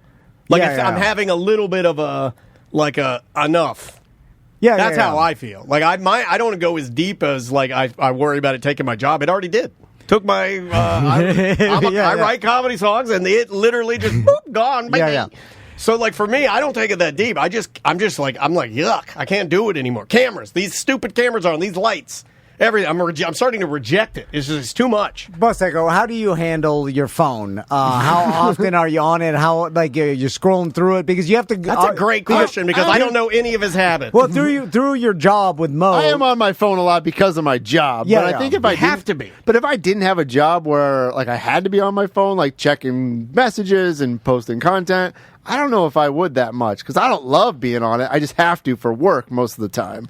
Yeah, and you still consume the newspaper, so that so that tells me that subtle dig. I like that. No, but it's just like an older form of media that that is not like the screens where everything is a casino, flashing lights. I haven't made the jump even to like YouTube. Like I don't watch a lot of like YouTube channels. Like I'll watch YouTube if I need to fix something, or if I want to watch something. I'm being forced. Maybe this is part of the anxiety I'm feeling about it too. I'm being forced to cut the cord. We haven't even talked about this. I can't. I have forever been the member of the show that still has Spectrum. I still have a box in every room. I still have DVRs. People laugh at me. Box. Oh yeah. See, I'm ridiculed. But man, I'll tell you, when the storms roll in or when those feeds go out, I load up my trusted cable and it works perfectly every single time, and I love it. I've just never got into those like subscriptions on YouTube where you watch somebody's channel all the time and you have to see that. I cannot get into that at all. Like I said, I go to YouTube, I watch stuff, but like having my shows on YouTube, it's just not for me. Well, they got YouTube TV, which is essentially just cable. Where now that's fine. I'm saying like people that make they content. They make whatever, and you watch everything, or they own a house and you watch them walk through their house every day for a month or whatever. Yeah, their content. Yeah, I just can't do that. You know what I miss? I miss a good old Tampa Voyeur dorm. Damn, that was a good time, man. That was a sweet spot in like 02. Yeah. Like 02, and you'd be like, let's go. I wonder if they're sleeping naked at night. You just go in there and click on the camera. Were they always sleeping naked? Green? No, they never were. It was usually just a dirty bed, green, a night vision. I miss green night vision. I do too. You can see people's veins. Let's start veins. doing this show. Let's start doing this show in green night vision. That's going to set us apart. SJ, how do I do that? We got big, bright raccoon eyes. Dude, if we don't wear tops, if we literally don't wear shirts, and we just sit here like we're naked with big, glowing raccoon eyes, it'll get us, it will go viral. Nobody's doing night vision streams. No one's doing it. The whole idea now is just be different. It's not to be, you don't have to be funny. You don't have to be good looking. You don't have to be anything. You just have to be different. That's all you have to be. God, it just seems like there's so much stuff that everything is on, like, on the decline. What are you watching now? Right now, Battlestar Galactica. The old? Yeah, Dwight Schrute? 2000. Oh, so you're not doing beady. You're not doing not way back, old but school one. But like the more that recent was Buck one. Rogers. The noise I was making was Buck It's good. Rogers. Wasn't Battlestar Galactica supposed to be Scientology in some way? I have no idea. I'll let you know. I think there's some. No, you're talking about the one that. Aren't you talking about the one that old? Not Stallone. Travolta was in where he played an alien with Battleship Earth. Battleship Earth. No, Battlestar Galactica is a TV show. And then he had like a worm out of his nose, and he had dreadlocks. That is written by Ron Hubbard. That was the best. I remember that. He was an alien man with a booger hanging out of his nose, and he had big gray dreadlocks. Yeah, big doo-doo gray dreadlocks. Oh, I got to look him up before. And I just watched the original Planet of the Apes 2 nights ago. The old Charleston one? Heston. My wife never saw it. Why? What the hell made you watch that? I wanted to watch it, and she's never seen it, and she didn't know the ending, and so she was like, dirty ape. Yeah, she was like, "Oh, I didn't know that was going to happen." Yeah. It was good. It's Earth the whole time. No, well, spoiler alert. Come on, man. Yeah, but then you pull back that scene. And you see the. What is that? Hold on a second. He's at the Statue of Goddamn Liberty. Oh! And there's no way it would still be like somewhat intact. Well, Like, it's only like 4,000 years in the future. So. that thing would rust out for 4,000 years. Right, but not the stone. Or it'd just be the stone base, which would be covered in sand. It was like you see the whole torch. There's monkeys talking in that movie, and you're worried about a stone in a Statue of Also, Liberty. it'd take way longer for them to evolve to talk. Oh, man. John Travolta looks cool as hell in this movie. Look at this dude. He does not look cool. He looks cool as hell, dude. That movie did horrible, though. It was like a huge He flop. looks cool as hell, dude. He looks like one of the supervillains. He does look like Drinking tonight. Gonna be drinking All right. tonight. Injured on the go. Just call Mo. JustCallMo.com. Bustecker, thanks for coming. Thank you for having me. Thanks for dropping by. See you at the bowling event. Yeah. Are you going to beat Dan here? You're a better bowler, right? But didn't we find out this morning that you can't? You're handicapped. Your thumb is broken. No, I can bowl through that. He can't hold a pencil anymore. Really? Like he's like Bob Dole. No, it was my thumb. Actually, Bob Dole could hold a pencil. Yeah, he had to. He had to. In fact, I think the holding of the pencil gave him confidence with a weird hand. Is there some sort of prize for the highest score? I do. Yeah. Actually, I do. Yeah. Oh, you got something?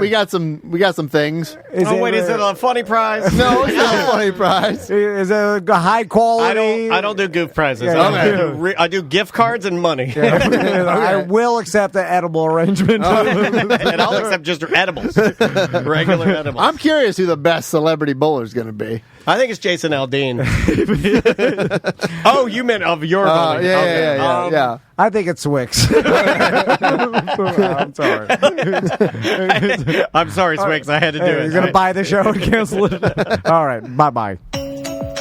Welcome back to A Corporate Time. We've got Killer Bees in studio. How you doing, Killer? Hey, y'all. Good to be here, man. This is a hoot. Good to see you, man. So it's been a minute. When's the last time we had you in here? It is a month ago. Was it? No, my God. I remember. But with my memory, I would believe that. Like, if you told me that, I'd be like, really? Oh, my God. I'll have to go back and research that. There was another time, I think last year when you came through town, we were on our cruise or doing something, or something that we had we had something going on. And we were on vacation, I think. Yeah, I think we were. Or maybe I was at a mountain cabin or something. We did something, and we missed you, and we apologize, and we're glad to see you. I think it was a Lamaze class. It could have been Lamaze. Because y'all were going to start teaching that, remember? Could have been me doing that, yes, sir. Over at the junior college. Exactly, because it would never be at the normal one, because they won't let us in there. So, Killer Bees is going to be in Ocala on Friday at the Civic Theater and Claremont on Saturday at the Black Box Theater. You can get your tickets through your website, Killer Bees? Killerbees.com, Beaz, because we did not know any better. Yeah. My wife asked if that was really your name. Finally, after all of this time, as I was leaving this morning, she's like, is that really his name? I'm like, yeah. It's been that way for, how many years have you been doing comedy now? 42. Oh, my God. 42 years. I never get bored of seeing you go to the Grand Ole Opry. Dude, I do my 23rd appearance July 19th. It's still a big deal to me because, and I'm in my Willie's Roadhouse era right now, where I cannot get enough 80s, classic 70s and 80s. Some 90s. 90s is great country. Don't get me wrong. I'm not knocking it. But I'm going 60s, 70s, 80s. Like older country. And I get into that. And so like a lot of the performances that I'm checking out on like YouTube and stuff are Grand Ole Opry. So the fact that you've not only been there, but been there in tenure, to me, is a massive deal. It's amazing. I would not have dreamed it. But it has absolutely been a hoot. I've done the Opry twice with Jelly Roll. Right. So, Trace Adkins, all those cats, man. And it is so cool. It's the easiest performances that you can do because the audience there wants every word out of everybody's mouth just to score. Because it's a bucket list thing. It's a destination deal for people. They come from all over the freaking world. The Grand Ole Opry House, the one that's up near the Gaylord Hotel property, seats over 4,000 people. Damn. And it goes just straight up in the air. I think there's 3 levels, 2 balconies that go straight up in front of you. And it is a wall of people. And once again, they come from everywhere, and they've spent thousands of dollars to get there. It's a huge deal, and they still play it live, on Willie's Roadhouse, the channel that I like. And at night, I think it's Sunday nights. You can listen to it live. If you're an old radio guy, if you like radio like I do, it's right up my alley. Can I hear you on that? This next one I do is a Friday night one, and I think that's one of the TV ones. So when you do the weekends, I think those are the ones. And it's kind of weird because there's cameramen just all around you, squatted down under you, walking by, and all this kind of stuff. So it's kind of a multitasking thing at first when you pay attention to that. But now, 23 appearances, man. And this is something that's so foreign that I would not have expected. I'm kind of used to doing it.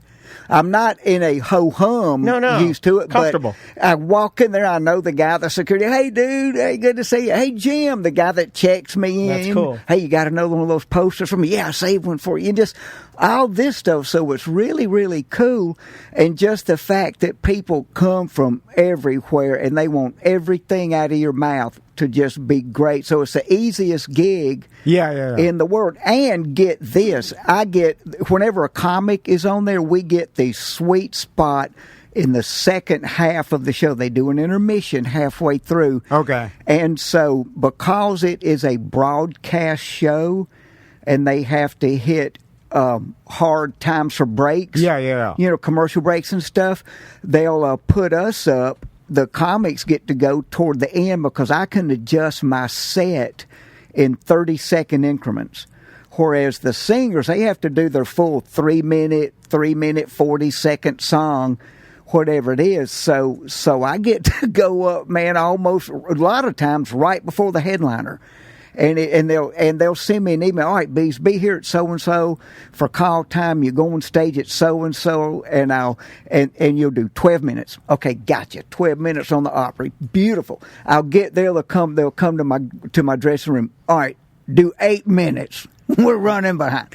Okay, you got it, boss, whatever. And can you easily switch your set that fast? Dude, 42 years into it. Oh, yeah. Yes. So 8 minutes, 12 minutes, you know exactly. Okay. Exactly, dude. And so it doesn't throw me at all. It doesn't throw me out because I go, sure, I'll leave. I look at it I'll leave 2 tag times out, or I'll stand there and stroke the audience. Man, y'all are so awesome. Thank you so much for allowing me to entertain you, your hard spent time and monies. All right, see you later. Pew! Yeah. And here's what I do. The piano, the whole orchestra sitting there behind me. It's a grand thing, dude. It's amazing to be there.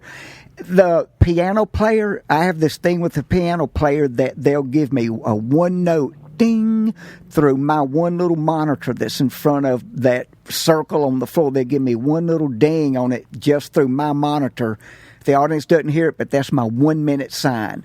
And then I can just wrap up the story or throw in a quick. I like piano over light is cooler. Yeah, it's very cool. I think it's better than light. Light you can see, but the fact that that's neat, Bees. That's a cool story, it's dude. So neat. And they have great popcorn. And that's like, it's also, hold on, that's good. And also, I like the fact that you're making maybe, quite possibly, a Grammy award-winning pianist to, they're doing it for. I like that you're belittling the pianist. So they give you one note. Like, you're working for me. I'm Killer Bees. I like that. I don't term it working for me. I just use the word serve. It's my understanding you're here to serve the talent. Exactly. Bees, could you hand me that? Sir, I'm talented. Let's go back to this popcorn. I love popcorn. Oh, are you a popcorn man? Oh, yeah. Yeah, dude. I love it. I make my own. They do popcorns out on the cruise ships a lot of times. They'll do those movies up on Lido Deck. Yeah. When's the last cruise you performed before the on? pandemic, right before the pandemic. Okay. Oh, it's been that long. Okay. Yeah, my schedule's been so full, dude. Yeah. So, and it's theaters now. We hardly ever do a comedy club. We do theaters. Nice. It's a bigger deal to people. Sure. And I don't do it for this, but it's twice the money as a comedy club. You get it in one night instead of all week. Yeah. That's gotta be great. And then you can promote it to your own, the people have been watching you for so many years. Oh, yeah. It's like you're coming to town. They're coming. Right. You don't need the promotional engine of the regular comedy club. Correct. We were just talking about this. Like you're just cast netting. Just throwing it out there. Yeah. You do your own venue and promote it yourself. Yeah. Now you know exactly where to go. You can pinpoint. Your message. And Terry Corporate, as we call her, is real good at that kind of stuff. Man, we look at these markets that I've had name recognition through media, radio, and stuff for decade after decade. And not really giant big towns, places where they don't get a lot of entertainment. Man, and we go in these studios, and it is delightful. Best audiences ever. That's great. It's people like us, just regular people. And so it is really cool to do. But I got to tell you, please, popcorn on a cruise ship. They give away popcorn. You'd think it was diamonds in those boxes, the way the parents tell their kids, don't you come back with that 5 boxes, that stuff. So I was going to write a joke about popcorn, Googled it. There's nothing funny about popcorn. And I go through this whole thing with the audience. I go, there's nothing funny about popcorn. I go, you pop it and you eat it It's not even funny. I go, but I did learn this. I go, fun fact, Chicago, Illinois consumes more popcorn than any city in the United States. And I go, and y'all are welcome. And they're kind of like, well, yeah, thanks. And then I go, they love popcorn in Chicago because when it's popping, you can't hear the gunfire in the neighborhood. No. They're like, he's right. They're all shooting each other. We know that. Right. Less of them, more popcorn for me. And then most of my fans out there, you see them reach over, make sure their safety's on their pistol. Exactly. Yeah. Thanks for the reminder. Bees, you still live in the same that house that we talked about, and the property though that's super old too, right? Like 1800s? No. Oh, okay. Oh, no, we just have that much trash stacked up. I thought you were going to tell me, like, no, so we had to sell it because, and we're super sad about it. The castle with the moat. Yeah. That we had the big to-do about whether to put. When you build a moat around your house, y'all, I don't know what your statutes are in your state, but in Alabama, you have to have a manual switch for your drawbridge. You can't have an electric eye, as we called it growing up, motion detector to raise or lower your drawbridge. You have to have an unobstructed view of each end of that bridge and a manual switch, whether it be push button or toggle.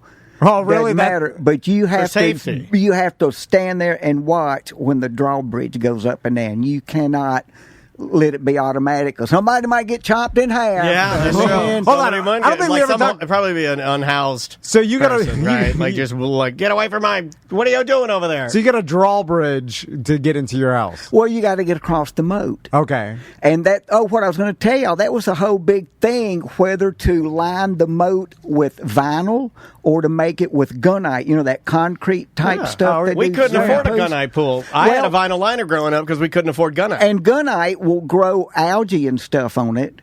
So will the vinyl liner, Oh, right? really? When I was growing up, we'd get mustard algae, and my dad would have me down there with the mask on, scrubbing it. It's probably killing me. I'm putting it all over my body. Well, now, see, my problem, though, with the vinyl is that if you have to drag for a body in your moat, then those hooks tear up your vinyl. You know what we did?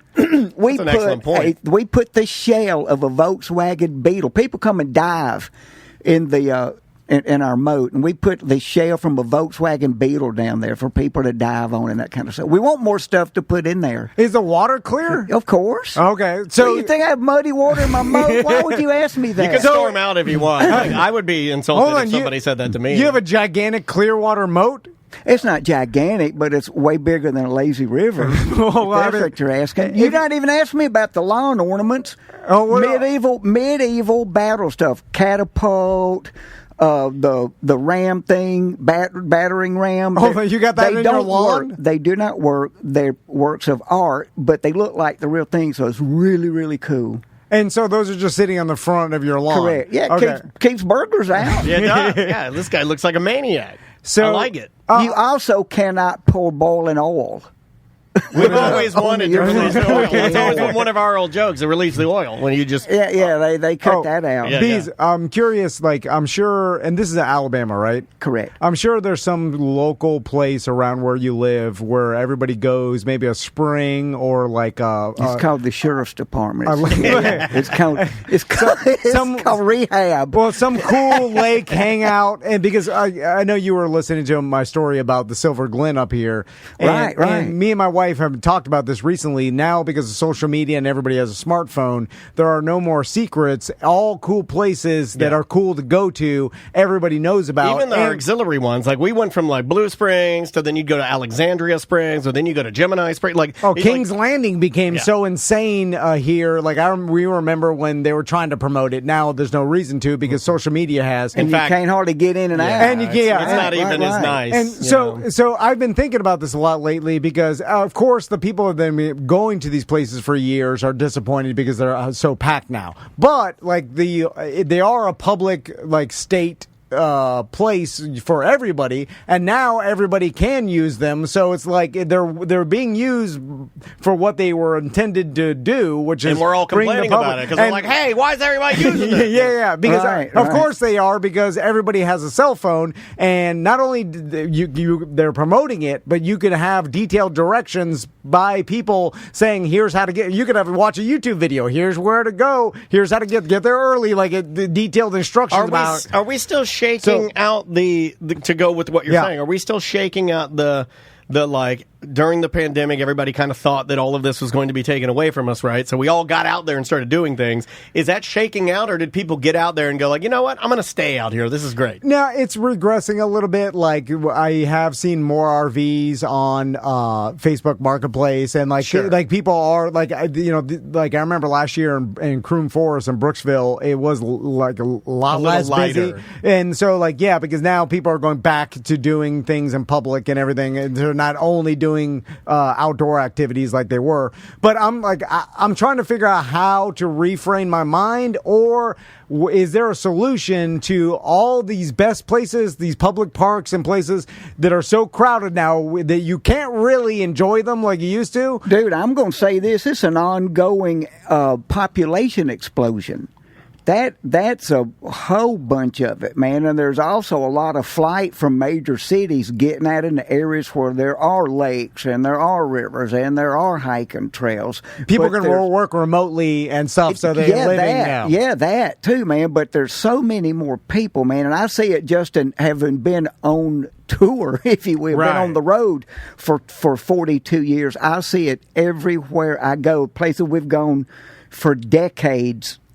Just the population going and coming from there, man, is just amazingly. It does seem way more busy, although in 100 years, we're going to take it back because apparently kids are people are having less kids all across the world.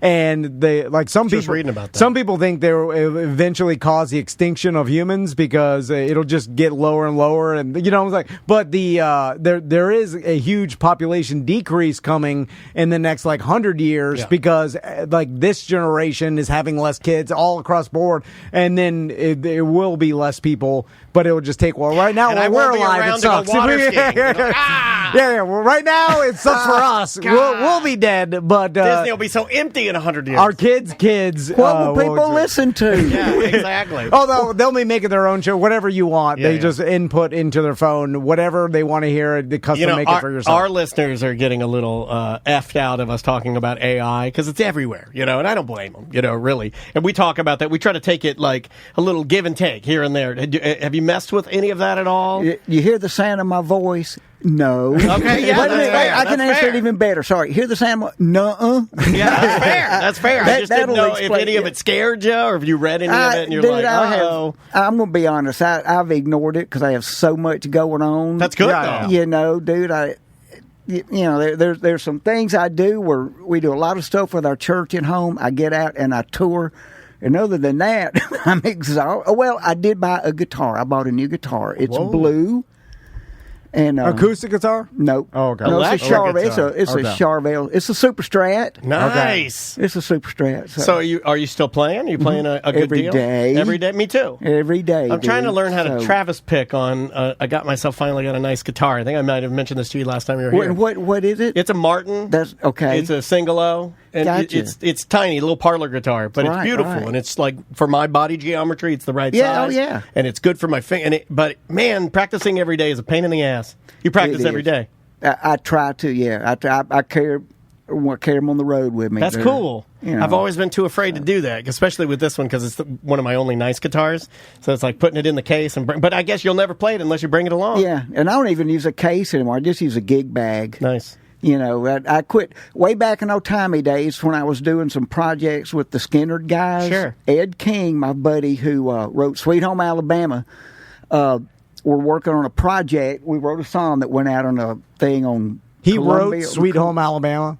Ed King did. Okay. I didn't help him write Sweet. No. I'm going to start that rumor. But I'm going to start that rumor. Yeah, like I'm just making sure, like because one of the most popular songs in our. When he was a teenager, dude, when he was like 15 years old, he wrote a song called "Incense and Peppermints" for a band called the Strawberry Alarm Clock. I remember Strawberry Alarm Way Clock. back in the 60s, he wrote that song. He was a bona fide, legit world touring rock star at 17 years old. Jesus. Wow. So this guy was amazing. But anyway, I never forgot what I was going to tell you. It was a Sorry great about story. that. I threw you off.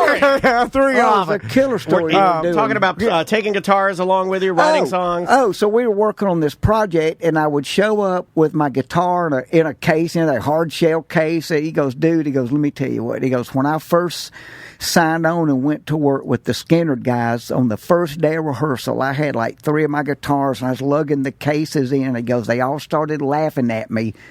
And they go, dude, use a gig bag. You know, those zippered up, soft bags that you can put over your shoulder. He goes, because you never take your actual guitar that you play anywhere and just pile it in with a bunch of junk. When you're traveling and you load your vehicle, whatever, that goes on top. And you're not going to throw it places and stuff. But all the other guys made fun about how bulky and hard to carry around separate locking guitar cases are. And in reality, you pay attention to them if you're really playing them, and you know where it's at, where you put it, So anyway, think about a gig bag. I'm in that easier to, because when you load your car up to go on a trip, you want to take it, you're going to set it gently somewhere. You're not going to just throw it in with luggage on top of it. Well, a lot of the guys in these Martin groups and stuff like that, it was my first Martin, and I'd waited for it was I ordered it during the pandemic, and it took forever to get. They had to grow the tree. It was like 2.5 years. No, but production sort of stopped. Right. Everybody wanted to buy a guitar. Oh, that too. Yeah, that too. Everybody's like, I'm going to learn guitar. Yeah, you're right. That's true. So then when I finally did get it, it's funny. I'm not one of those guys. You look on these forums, and it's not a break the bank guitar in any way, shape, or form. But it was one of those things where guys would, you'd see the guys on there, they don't even play them. They just take them out of the case, they kind of look at them, they put them back in there. And I never wanted to do that. So mine, it fell over. It got one of my Apple Watch fell off the stand and put a little ding on. Good. I'm just trying to use it. I want to use it. It's that gives usable, it character. It does. It's not destroyed. It's in a nice room and everything. But I do I learned a lot from not wanting to be those guys. I'm kind of that way with my things. That way with my car. Maybe that's because I was an only child. So when I get something, I try to dial it in and keep it pristine and nice. My dad always kind of instilled that in me. With this guitar, I'm kind of taking it the other way. I'm like, nope, just play it, enjoy it, touch it. Don't worry about fingerprints. Don't wipe it down, restring it, use it. Don't worry about it. Just use it. And you want those prints on there. I've got my Les Paul. Willie Nelson's guitar. I've got a Les Paul that I've had for a long time that I've played so much that on the front of the face, part of the wood is kind of worn away where my finger is on it. It's got and they charge you extra money to relic your guitar if you want that to make it look like it's been played that much and has all those markings. No. Really? Yeah, you pay for that? It's called relicking. Yeah. It's no Gibson Guitars has a thing called the Murphy Lab where they will take a brand new guitar built to the specs of the famous 58, 59 Les Pauls, and they will go in there and age them, crackle the finish on them. Yellow the Baker's light that they use for parts. All They'll this yellow stuff, it with lights. And they're $12,000, $15,000 or more. The most disgusting guitar that I've ever seen. Make it look like I use it a lot. Right. There's so much excess and weird stuff in guitars. That's why I wanted to bring it up before you got out here. It's there's this one guitar that Martin makes. It was to commemorate 50 years of the Martin guitars, and it's this weird looking. I think it's a collaboration with a watchmaker. Wow. And it's $100,000, and it is the ugliest, most disgusting guitar you'd ever seen. Everybody hates it, but it's there. They made it. You can buy it if you want to and spend $115,000 on an acoustic guitar. I was backstage at the Opry, and Vince Gill was on the show night, and one of the Vince Gill's one of the greatest guitar players, in my opinion, ever. Yeah. I mean, country guitarist, that's your guy. And then he's in the Eagles. Yeah. So one of the backup singers comes up and she goes, Bees, I took a comedy class. I went to Zany's. I took a comedy class and I did a stand-up set. And was telling me, oh, that is so cool. And we're standing here, and right over there was the dressing room Vince Gill was, and I could see him in there. The doors open. And so I go, that's Vince Gill. He goes, you don't know Vince? I've never met him. Come with me. Drug me, pulled me over to his room, and I'm standing at the door. I go, Mr. Gill, do you mind if I step in and say hello? And he was tuning a guitar dude that had like gold inlays, Les Paul looking thing, gold, ivory, all this. Made me think of it when you were talking about that guitar. I go, can I step in and say hey? And he goes, that's why the door's open. And I thought, what a cool thing for that iconic of a superstar to say. So I walk in there, and I'm going, hey, man, I'm Killer Bees. He goes, oh, I know. He goes, thank you for all your years of making us laugh. I had no idea he would know who I was. And so sounds like such a Vince Gill thing to say, right? And now I'm standing right there going, I was listening to Don't Let Our Love Start Slipping Away yesterday, singing it at the top of my lungs and shaking my mom butt. Although he probably did a very mom song to dance to. He's like, Killer Bees is either a hip-hop rapper, which or a comedian. He just did the quick math. Either way, it made him laugh. Either way, it was hilarious. Well, Bees, again, you'll be in Ocala on Friday good seeing you, dude. at the Civic Theater, and Claremont on Saturday at the Black Box Theater, and you can get your tickets at killerbees.com. Gotta pay you a compliment. We have a buddy in the chat room that you know, like he's in there all the time, and he just had the nicest thing to say about you. I couldn't find the comment, but it was to the effect of that your comedy is very comforting and you put people at ease, and that's a wonderful quality to have. That when you know, it's almost like Bees is here, so you know it's going to be a comforting comedy experience. I think that's a really nice thing to say. That's a good observation. It is. It's very profound. The first home I ever lived in was a funeral home. And I had the run of the place when I was a toddler. True story. Really? And I saw people come and go, sad people, from where I lived. I had no concept. My dad was a funeral director. I had no concept of life and death. Sure. And I remember as a child, the earliest memories, doing cute little silly stuff in the hallways of this funeral home, and the crying people would stop crying and come over and smile and talk to me. And that is my earliest memories, and I think that is what has fueled my compulsion my entire life, to make people laugh and smile. So for that gentleman to say that is a very poignant thing for me to hear. That's very... That's almost affirmative. That's almost Here's one all-around genuine dude, always humble every time you have him on. Sweet man. Yeah, these are the type of things that he's not dead, everybody. He's fine. He's right here. I like the funeral director is like, get that hillbilly, get out of here. He's telling jokes to the mourners. I was a little bit too funny for the funeral business, too, dude. They're like, we got to get him. This kid's got the goods. Thank you so much for always Love being y'all. here, man. Thank you, Love you too, buddy. Thank y'all very much. We'll take a quick break and come back with more Corporate Time. Yep. Welcome back to A Corporate Time.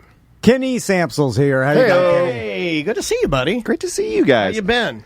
I've been traveling a lot, and I'll talk about my adventures in a bit. I heard one thing. I don't want to blow up your spot, but I heard, can you talk about the game showy thing? Is that a thing? Ooh, yeah, that might be. Okay. I'll talk about that in a second. He's got massive news. I got things. He's got things. I will say the live ACT event was awesome. Thanks, man. It was the first Tom and Dan event where Carl Tully didn't open mouth kiss me. Okay. And I think it's because his lady was there, and he was trying to keep it cool and not be as embarrassing. Yeah. I can't show her who I really am. Exactly. Not yet. Imagine living that life. You gotta wait until they're trapped. You can't be your true self. Yeah. I can only now be my real true self, and Crystal hates that person. But she's trapped. So you can put me on there too. I hate it too. We're both trapped. Yeah. I'm less trapped. You gotta get the people around you trapped before you show them how horrible you are. Yeah, headstrong. Because then they can't leave. Yeah. Right? Is that what the band? Throwback, yeah. Headstrong, I'll take you on. Yeah, Trapped. Remember the band Trapped? I believe that lead singer went crazy alt-right. Really? Yeah, I think he did. Look that up. Well, we were talking about honor system when it comes to paying stuff, and that always reminds me, every once in a while you'll go to a fancy hotel, and the fancy hotel will have an honor bar. It'll be happy hour or whatever, and it'll be one of their rooms, and anyone staying at the hotel can basically get free drinks. But the whole thing is there's that tip jar, and they're like, hey, free beer, free alcohol, free snacks or whatever. But we would just like for you to tip the employee. To at least keep track of how much you've been drinking and then put it in this little tip jar. But the worst feeling, and we all know this feeling, is when you are a good person like me and you look around and you're like, this is awesome, and you realize you don't have cash. So you realize you're going to have to steal drinks. You're going to have to. It's the only thing that can be done. You have to steal drinks. And then, if put on the carpet, if called on it, you go, I'm a good person. I mean, it's 2024. You would think they would also have like a QR code to be like, hey, if you don't have cash, send us Venmo or Zelle or whatever. It kills the charm, though. I got to be honest. The QR code kills the charm. I need them to see me put the money in the jar. It's the Costanza. It is based on reality. Yeah. Because then so much you of life showing is based off of that. The Venmo, because then I feel like almost... I want to then tell them like, oh, I'll Venmo you, and then if I forget, and then I told you I was Venmoing you because my intent was to Venmo you. Then I'm like, I'll just never do it. It doesn't matter now. I'll never see the person. Well, the wedding's over. How are they going to get me? I know. Sorry. Well, and so it's obviously the nicer hotels. So a majority. We're all, just for the record, because I don't want you lying to me here, because we're doing a blood pact right now. We're all here okay with pretending you're doing the right thing and then not doing the right thing. Of course. And if you lie, you're not leaving the show. That's what America was built on. Thank you. I would just make sure that everybody here is walking into the scenario that I'm thinking of, which is you're at the open bar, they're like free drinks, you can Venmo, all that we ask is you Venmo us, you don't have any cash, you say, yes, I will Venmo you, you take a couple of Mick Ultras and you go about your business and you never... you fake hold out your phone as if you're getting, you're scanning it. That's what George Washington did with the Native Americans. They're like, we'll put them all in their own space so they'll have as much space on. Giving them the pots. Well, I mean, obviously, it's a nicer hotel, so the people who can afford to be there typically will have cash or be able to do that. But then there's me, and I don't want people to get twisted. I don't afford these places. I get booked these places when I'm working. Yeah. So this pervert doesn't have cash. Well, especially when I was a younger lad, I would take advantage of it and just get absolute blasted, on alcohol and not pay a dime. Just not one tip. I've never been to a place that had that. I have been to one of the... Go ahead. Well, I was about to say, just put the coolers on the outside and let us get... Then you don't have to worry about anybody tipping. Yeah, but then you just rob them blind. Well, because it'll escalate. It would escalate to just go over there, fill your pockets. Or just say you're on surveillance camera, so you can a person, please, or whatever. I'd check for a light. I would check for a light. Well, and that's obviously, it's typically in those like club suites where you have to use your key card to enter it, what I mean, to prove that you're not just some vagabond shuttling in.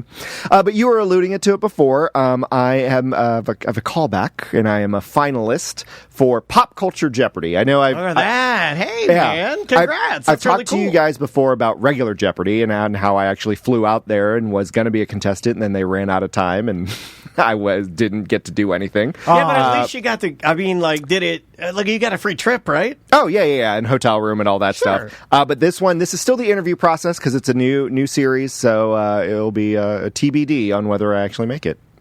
And then also, I want my free trip to be, I don't want it to be like, hey, we'll fly you out to Cincinnati and you can stay at the Best Western and then go into this, I like that better. The conference room and then go back to your Best Western and then you'll fly you back. That's comforting. I don't want to do that. What game show do you think is taking place at a Best Western conference center in Cincinnati? Let me think. I just mean like a free trip to some city I didn't really care about. Right. It's not really. Well, normally it would be like New York or LA, right? Typically, if it's a game show, yes, it's mostly New York and LA. But it is backlot. It's not like glamorous. LA stinks. It is pretty gross. There's no reason to ever go on vacation to LA. Yeah, LA is pretty garbage. Horrible. It's not like a destination. But, I guess the chat room doesn't understand what you do.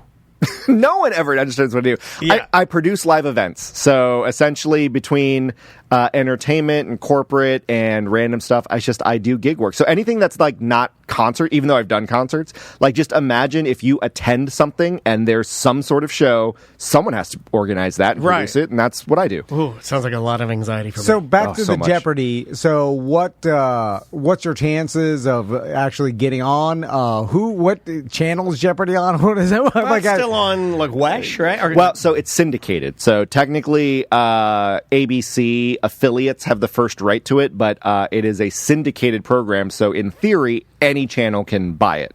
Okay.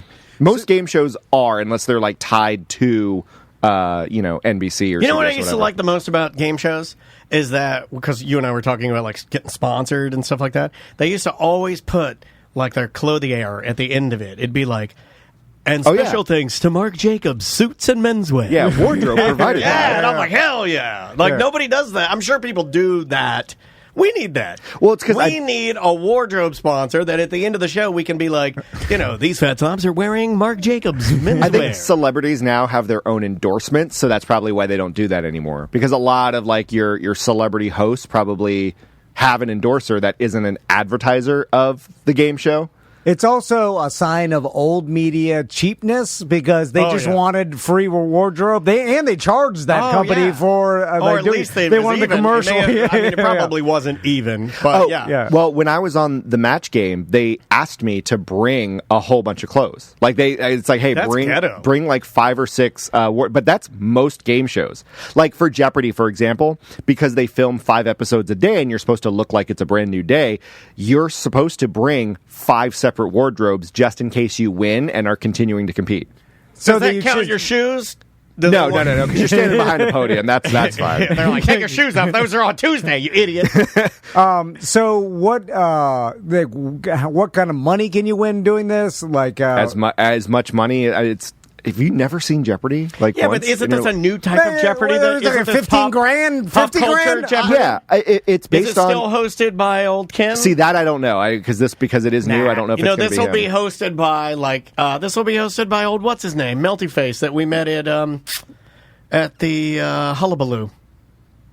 Melty Face, Hullabaloo. No. You talking about Sugar Ray? Yeah. Oh, this will be hosted by Lion Sugar Lion. He's not Melty Face because he has so much Botox. It tightens. But it's like it's Lion Face. Yeah, it's Lion Face. Yeah, Sorry, that is I got true. my face. I apologize. It's based on how many questions you get right. You know what I mean? And if you get them all right and you decide to bet a lot at the end, you win that amount. Yeah, but you continue. What are we talking? What's the spectrum here? Like, is it 50 grand or 20 grand? 100K. 100K? It's 100K. It depends. It's per episode. So, like, your average champion on Jeopardy will get like 20 to 30K per episode. And if you keep winning, you keep winning. Okay, so you think you got what it takes? Oh, you think you got it?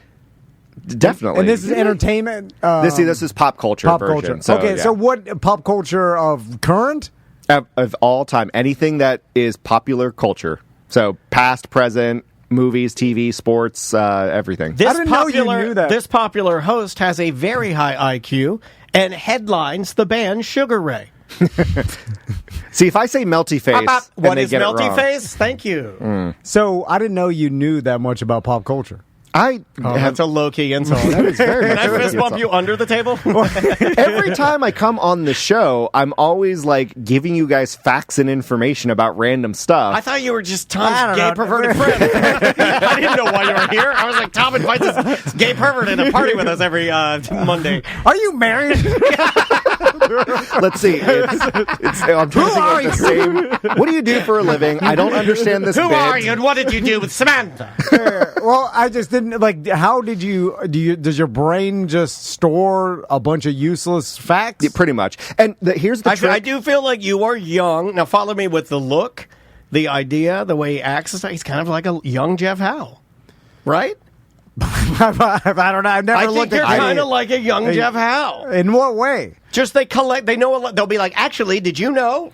I think it's one of those guys. It's more just how it's a retention thing. I think it's just how I grew up. Like when I would watch and observe things. I'm retaining water right now, and I'm a bloated mess. But here's the trick on a lot of game shows, especially Jeopardy. It's not necessarily the knowledge because almost everyone knows if you made it to Jeopardy. It's the reaction time. It's the how fast can you recall that information. Oh, that's why EJ can't go on the game show. No, big dumb slow hands. He can't hit and that's why there are some people that they'll just buzz in just to buzz in, and then they'll use all 5 seconds to give the answer because they're buying themselves. My wife at Chipotle. You should have already known. So they're buying themselves that 5 seconds so they can recall. Correct. Because they're just betting on the fact that they'll know. Yeah. Okay. And it's one of those where most of the time, especially when there's a question, you know the answer. It's just how fast can you think of it, and that's why you just want. That's the skill is. Can you recall it fast enough? I feel like you'd be great at the first part, horrible at the second part. Well, you have the confidence and you have the reaction. I can mash a button. Yeah, I've got nothing after. And then they're like, yes, Tom. And you're like... So, it reminds me of, you see those videos where F1 drivers just have ridiculous hand-eye response time. Yeah. And they'll do that ruler test where like they'll have Tyreek Hill, for example. Yeah, Tyreek on the ruler test. He's going to be jumbo. Well, they do the thing where they drop the ruler and you're supposed to grab it, and how far you grab the ruler is, your reaction time. You need 2 hands with Tyreek Hill. I don't know why did I do Tyreek Hill as the example. Girthy ruler. Why am I even here? That's what we said. That's what I said. I said, Tom's I don't know why you're here. I'm like, here he is. He's here again. So the reason I wanted to come in and chat. So I was in DC yet again, and I know I talked about it before where I did stuff with NBA 2K, the esports league. Oh, thanks again for my hat. Yeah. I was wearing that hat out, and somebody goes, "Oh, Magic Gaming." Oh, really? Yeah, and I was like, oh, damn, I didn't think anybody would even notice it. It's a very unassuming gray hat with a logo on it. You would never...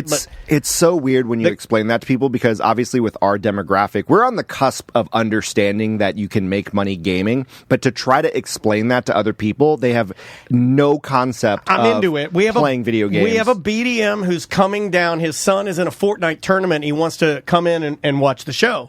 And I said, absolutely, but you got to explain to me what the hell you and your son do at this tournament, because I think that sounds really cool. I want to know the day. I want to know how you start. I want to know how he qualifies. I want to see what he has to play. I want to, because that sounds. But it's such an astronomical outlier. Yes, you can make money gaming, but what the 0.0001% of the gamers do? Yes, when you talk about the competitions and winning competitions, you're also talking about Twitch streamers. Oh, I thought you were saying something. No, I had a veto moment there. I'll put that under the category of just pure entertainment. That's true, but making money gaming implies that you are skillful at it. Oh, no, of course. Your skill makes you the money. That's what this kid is. This kid is. I don't think this boy is a streamer. I think this guy is he's so good at Fortnite, he's competing to be the best at the game. But there is a bell curve, because if you're just okay at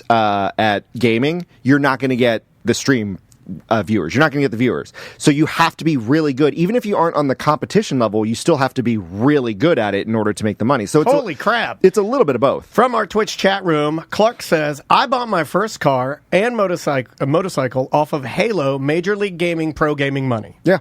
How much did you make, Clark? Put it in the chat room. So with the 2K, what are we talking here? So 2K does random mid-season tournaments, just kind of like how the NBA is doing. And can you get me and Tom into one of these tournaments to just... Yeah.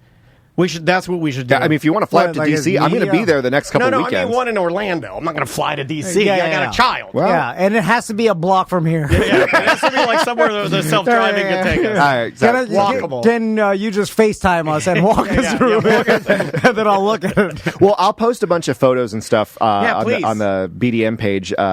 So subscribe, guys. You're welcome, Tom. Oh, damn. He bought an 04 VW Golf. That was, So... and I'm sure you've seen it before. $30,000. There are he made $15K. There are rage quitters when it comes to gaming. When they lose, people get mad. With the NBA 2K, because it's still, I understand it's esports, but it's still on the sports side of it. Unlike Fortnite or Halo or Call of Duty or something where it's competition and war. This is basketball, so a lot of people were former basketball players that just developed to esports.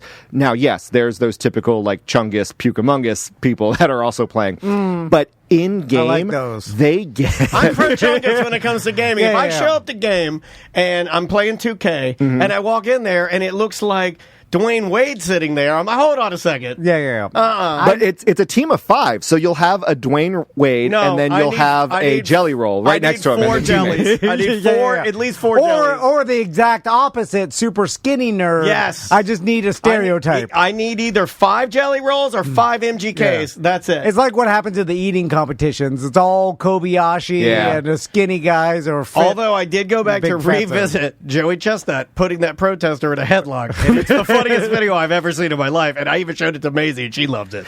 Well, so when they compete, like mid-game, they'll get like a dunk or a big 3 or whatever. They will stand up and rip off their headset mid-game and like go to the opposing team and just talk trash like inches away from their face. But that's what you would do. They do. are cursing. They are like absolutely. I like that. And then I love it because they do that. They look like they're going to get in a fist fight. As soon as the game's over, hugs, high fives. Like they're good. They're cool. It's all like they're competitive. Yeah, it's like a but real it's like game. grossly competitive. So, like NBA 2K, and I'm not familiar with this game, but is there, because there is a difference between obviously the skill and tactics you would use in real life basketball and maybe with this video game basketball. Like watching like pick and rolls and that. Yeah. Well, to a certain extent, when you're talking about setting screens, sure, being in position for rebounds, that's the same. That is going to be the same. But yes, to your point, Tom, about the button pushing and skill set and whatever you need to do. Yeah, well, sometimes these guys figure out like how they wrote the particular algorithm that rules the game, and get familiar with the game, and then they start figuring out like, well, okay, if you exploiting the loopholes, if you pass 4 times before you take a shot, it's statistically more likely you'll make it because then the game is written to encourage passing. You know what I'm saying? I think they do figure that stuff out, but it's not. I don't think any of that's written. I don't think they may share that stuff.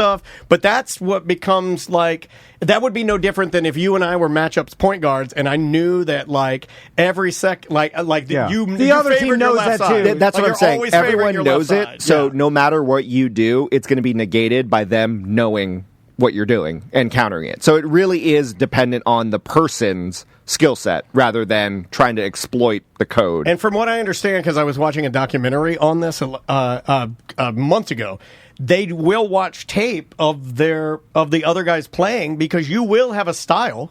Oh, yeah. Like you have just like any other, even during the game, like when there's quarter breaks, you know what I mean? Like in the middle of the quarter break, you'll see them pull up the immediate DVR of the game and like watch what was happening, earlier in that quarter. So this last tournament that we were at, there's fans there, as surprising as that is, and they get just as passionate. There was a dude that was talking trash with one of the gamers. And to a point where the gamer starts talking trash to the guy in the audience. And the guy in the audience starts walking up to the stage to, like, bow up on the player. It's like a real NBA game. Yeah, so a security guard had to come in and, like, separate him and kick him out. Yeah. And you know what they said? It was like a white guy, and he was like, don't bring black guys to my game! So he got to get pulled out. Ed O'Neill. I didn't say that. Ed O'Neill said that. The guy was refusing to leave, so actual DC Metro Police had to step in and, like, escort the guy away. And he was, like, fighting to a point where they had to pause the game action because dude was getting arrested and was about to get, like, pepper sprayed and everything. Now, I've seen moms going crazy at these stupid dance tournaments. Like, people are, Now, what's crazy is ignorance is everywhere. The esports gamer walked over and he's like, hey, guys, we're just talking crap. You know what I mean? We lost our heads. It's fine. He could, you don't have to do that. Cop already made his decision. Cop's like, nope, putting him in cuffs, like whipping out the pepper spray and like getting ready to drag the guy out. It's digital pepper spray. But like, so you don't want to harm the equipment. But it was like all happening, and we're just like, this is an esports event. Like that. It was just mind-boggling that. Yeah, it's big. Yeah, if we have, that's how passionate here's they how were. I know it's big and how you take it seriously. We are a mid-tier successful podcast that you and I have created a real successful business out of, but we're nowhere near the biggest or the best. We're not. If we have listeners that are traveling to the city we're in to support their son's esports, I mean, I'm like, that's as legitimate as you know what I mean? Oh, that's as legitimate as me traveling with Maisie to do dance. Yeah. No different. It's here. It is adorable because then you'll get like the 18-year-old just graduated high school, like skinny white nerd, and then his parents are there, and his parents, because they have gone to all of like the tournaments, they're best friends with like the Roddy White typical brother, typical sitting next to him, and they're like having lunch together and dinner together, watching their friends and family like compete. And it's like this weird United Nations harmony in the audience of all different like cultures and the ages one thing I and think types. all the parents have is probably like obviously they love and support their children. Yeah. But there's a gap of understanding there. And they're all there's a tribe within those parents that are like, well, none of us here understand what we're supporting really. Well, but we're going to do our best. And well, think about it though, because a lot of the parents now, let's say they're in their 40s. They probably gamed like me. Well, they played some version, they were playing Double Dribble when they were, I was 8.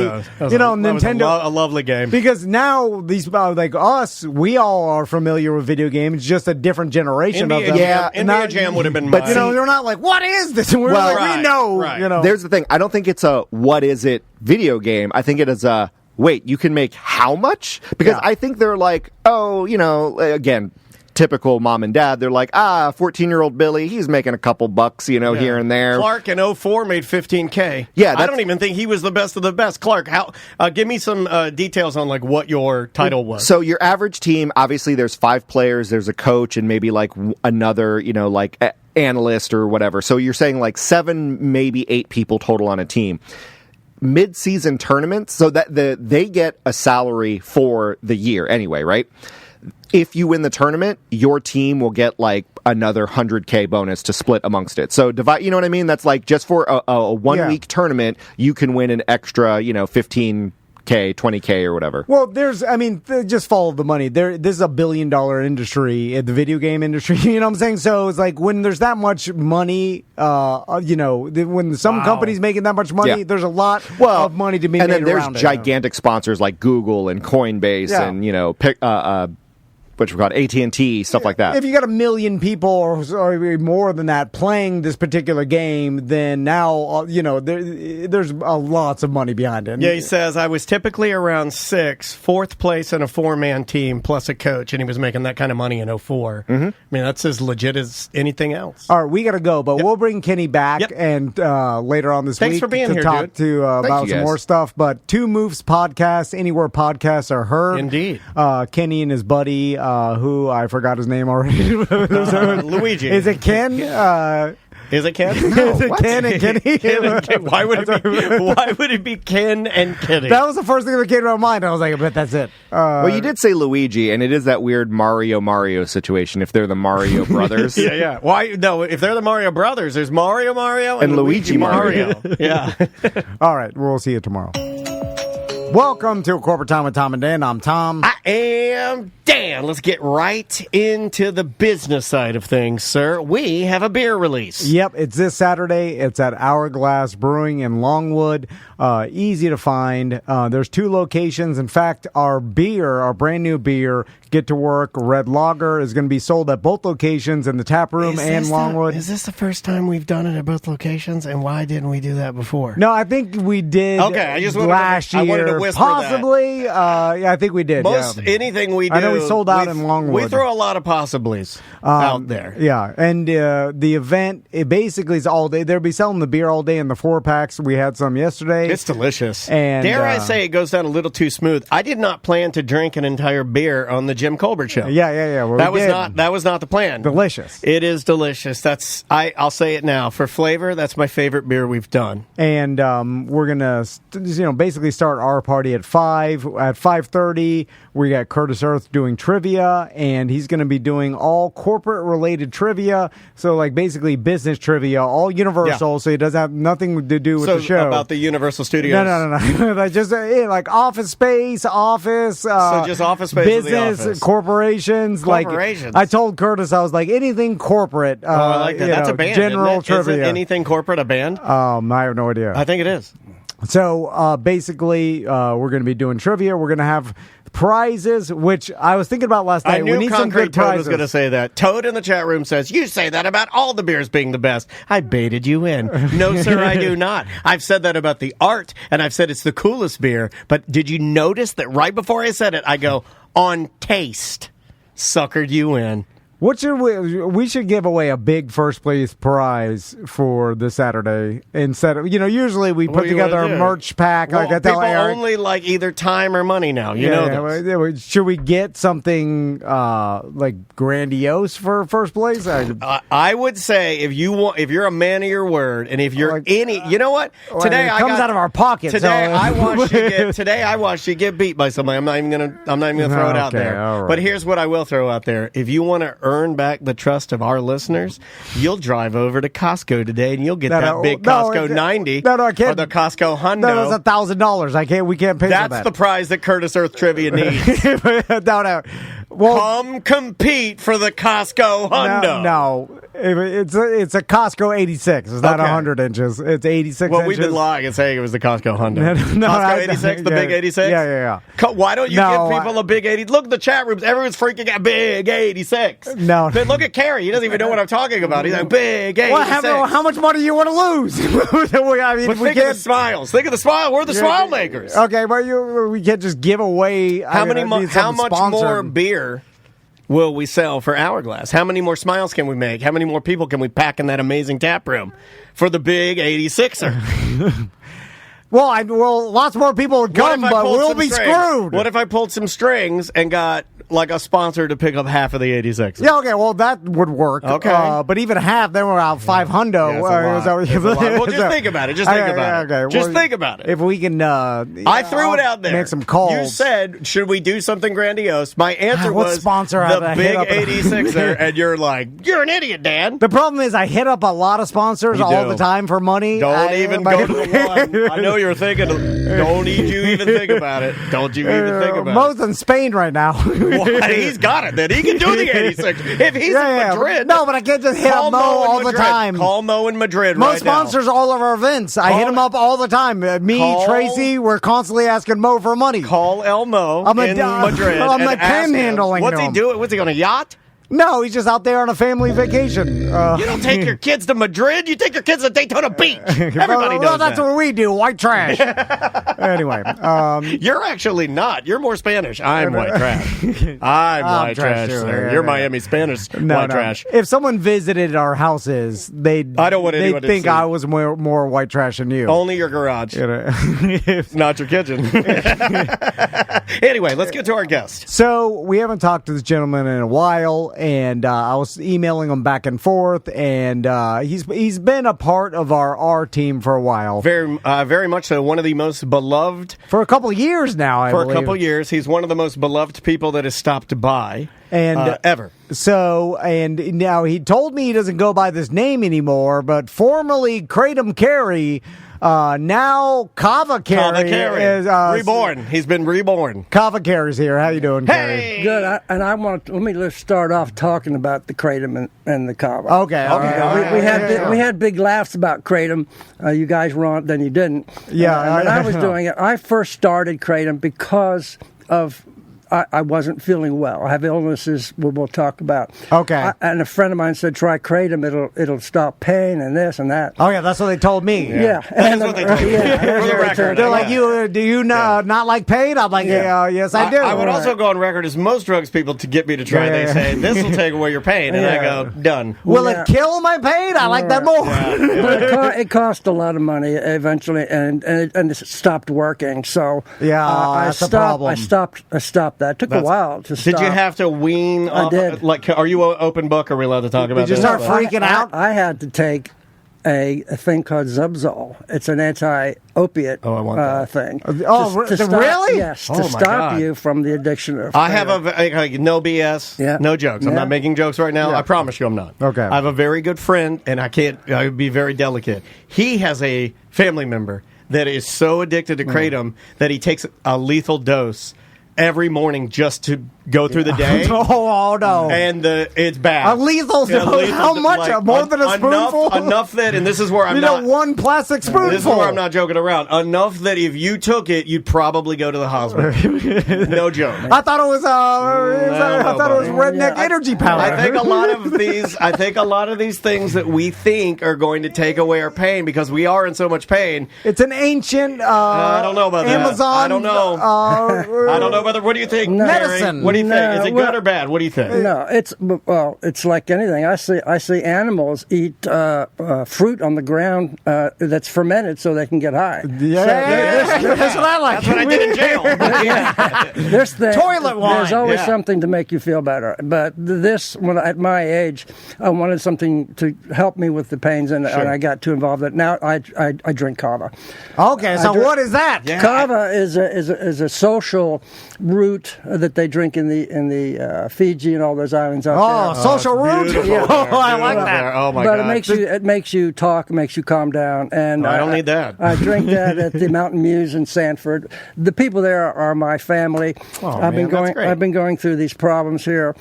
I have issues. I mean, now, can you get addicted to it like the kratom? No. Okay, well, it sounds a lot like kratom. Kratom. Here's the problem. It's both like some sort of like Amazon root. They both start with K's. My name starts with K. So right. The three K's. Oh my God! But the thing, don't get addicted to that. No, I don't drink it for days at on, and I don't feel any different. So a lot of people in the chat room weighing in. We have Joe saying that he loves kava. Okay. I know some influencers that I follow, and that's the new way to say it, influencers that I follow, that they're into kava. Is it a powder or? It is a powder. Okay. It's a powder like kratom. It comes from a different place, and you mix it with water.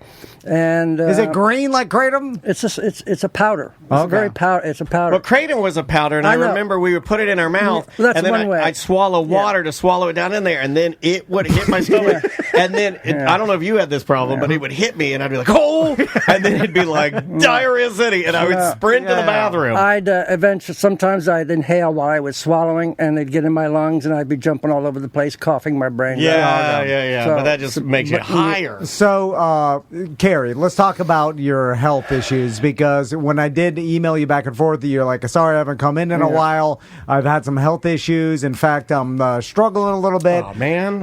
We were very sorry to hear that, man. We don't like to hear anybody. And then you asked, can I come on the show and can I promote my GoFundMe, because I'm having also financial problems because of the health problems I'm going through. So let's talk about it. What's going on? Well, there's a bunch of things that I've had throughout my life. I started with grand mal seizures, epilepsy, and I had to take medicine to stop me from that. And that medicine created my bipolar, ADHD, depression. And so I'm balancing being good and feeling good and having problems. And, and as I've gotten older, the problems are more prevalent. It's hard for me to hold a job. I can't hold a job for, regularly. I have 2 or 3 times a day where I'll just have to stand off to the side and take a deep breath. And so, do you get overwhelmed? Do you get yes, that's a good word. Yeah. Overwhelmed, and it's overwhelmed of nothing. So oh man, what if you take a bunch of kava? There's that'll get you low. Probably wouldn't help, right? Well,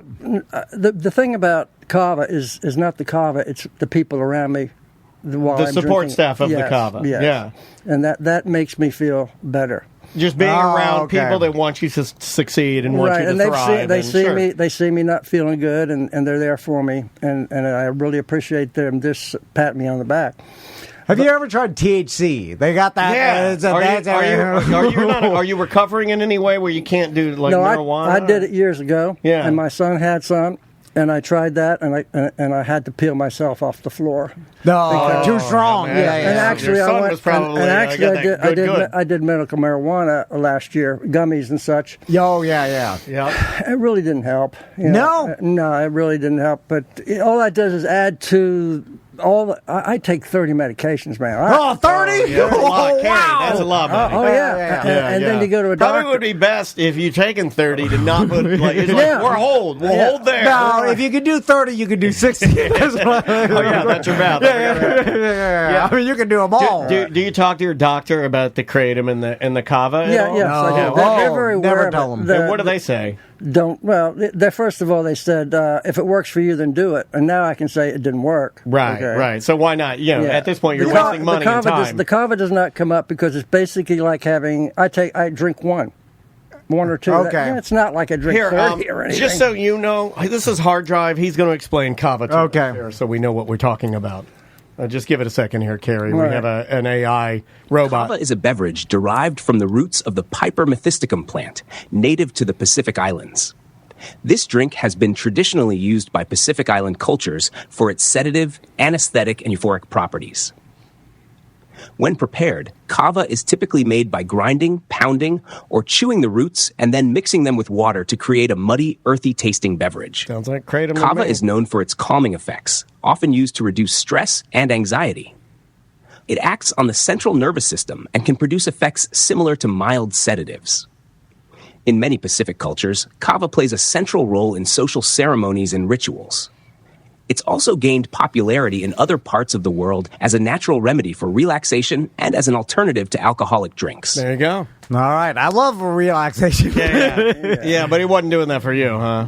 Or no, kava is. Kava will, and you just have one. Yeah. And one and done, and you hang out with your friends and your support staff. Right. And what were you doing job-wise before this? I was doing roofing. I mean, I was doing... the roofing? Carrie, Carrie, you got to do something easy than that. I didn't get up on the roof, no. I would, get the measurements, talk to people, the roofs are falling off, I can help you, and then I'd give it to my roofing people, and they would do the job. So now... So you're the white sales dude, and then the closer. They bring you in there. I was going out knocking on doors, the old style. And now with the heat and everything, I just go, man, this is just bad. But no matter what, along with the lines, I have to get testing on the end of this month for possible Parkinson's, along with everything else. Man! Yeah, I've been waking up at night, knocking things over. And sweating. Well, I do that. I get up at night and kick the dog around. I do that. You're fine. No, I'm kidding. I'm making jokes because I get uncomfortable. I have sleep apnea, and I have this thing in my chest. The wire goes up here, and then I turn it on at night, and it keeps my esophagus open, so I don't have sleep apnea problem. Oh, you got the implant? Yeah. Oh, is that the thing that electrocutes your tongue? That thing's awesome, man. I bet. Oh, yeah. Let me say, you say free mustache, right? It's the most wonderful thing in the world because having an octopus on my head with all those pipes and it's terrible. They put that in there. I click it on at night, and after 10 minutes, my tongue starts to go back about every. There's only 2 one seconds. kind of puss I want on my head. Am I right? That's right. Yeah, true blood. That's what I'm saying. True blood. I can't say that. We're talking octopus. Yeah, but anyway, brilliant. They can open a peanut butter jar. Yeah, so even with all these help I have, I'm bouncing around the walls and falling out of bed. That's not good. And plus, I have a partial tear from just falling out of bed and everything. Yeah. So you're just having a rough go, and you need to be tested to see if what the new form of treatment for possible Parkinson's could be. Exactly. And we have listeners whose parents have battled just about any everything you can think of. So man, I have a sleep study on the 28th of this month. Oh, Carrie. And so, Carrie, you brought in a painting. Is this you painted this? Yeah, I am. I mean, I've always wondered, what am I? What people introduce me, this is Kerry, he's a salesman, this Kerry's a bartender. Basically, it's just Kerry, he's an artist. Yeah, okay. And I make jewelry, I make these things, I do this to keep my mind, but also I do paintings. And I did this, you have it? Yeah, I've got it on the camera so everybody can see it. I painted... looks like all of Tom's house. Everything in Tom's house looks like this. No, it's only the bathrooms. My bathrooms are tropical themed. Just so you know, everything at Tom's, if you look at the painting right now, and you want to raffle this painting off? Is that? No, I want to give it as a... Yeah. You want to use it to earn money. Right. Anybody who gives a donation to GoFundMe, their name comes up and I keep it. Okay. And at the end of 2 weeks, I'll pick a hat, I pick a name out, and the winner will get this. I will mail it to them. Wow. Okay. All right. Oh, wow. That's expensive to mail a painting. Well, I am a palm tree freak. It's my logo.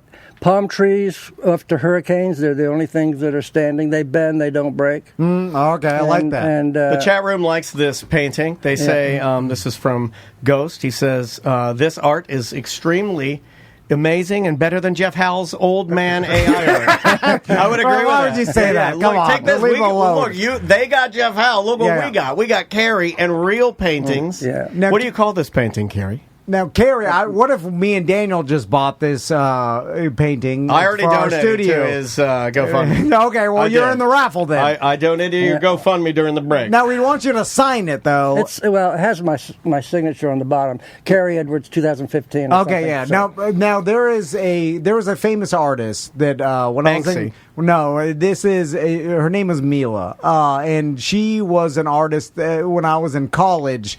That we went to, I believe it was some video place that had the curtain. Was it Video News? Yeah, maybe Video News, and her name was Mila, the ass artist. And then I can't really describe. The whole chat room goes, the ass artist. Does everybody know? Yeah. Are you familiar with Mila, the ass artist? No, but I'd sure like to meet her. I bet you would. And then she, let's just say, blast the canvas with the different. Right. She has a different painting. Now I understand. Now I saw. Yeah, she blasts the artist. Style. And a different painting style. And if we had raised enough money, would you drink a bunch of kava and blast this at one time? Yeah, whatever you guys want. All right, I know. So you've convinced friend of the show, Carrie, to take his painting of palm trees that he painted in 2015, and he's going to drink a lot of kava. Oh yeah. And then ass blast his painting. Yeah, then we dry it out and then we hang it up. That's what Mila did. Okay. Yeah. Then you hang it up. Okay. I'm not anti this. It has a little bit of kava. I'm walking through the idea. I'm not at all anti this idea. I want to make sure Carrie's okay. How old are you now, Carrie? Are you comfortable telling your age? I'm 75. Are you okay? Are you great for 75? People don't believe. At 75, though, are you okay with ass blast? I follow you guys anyway.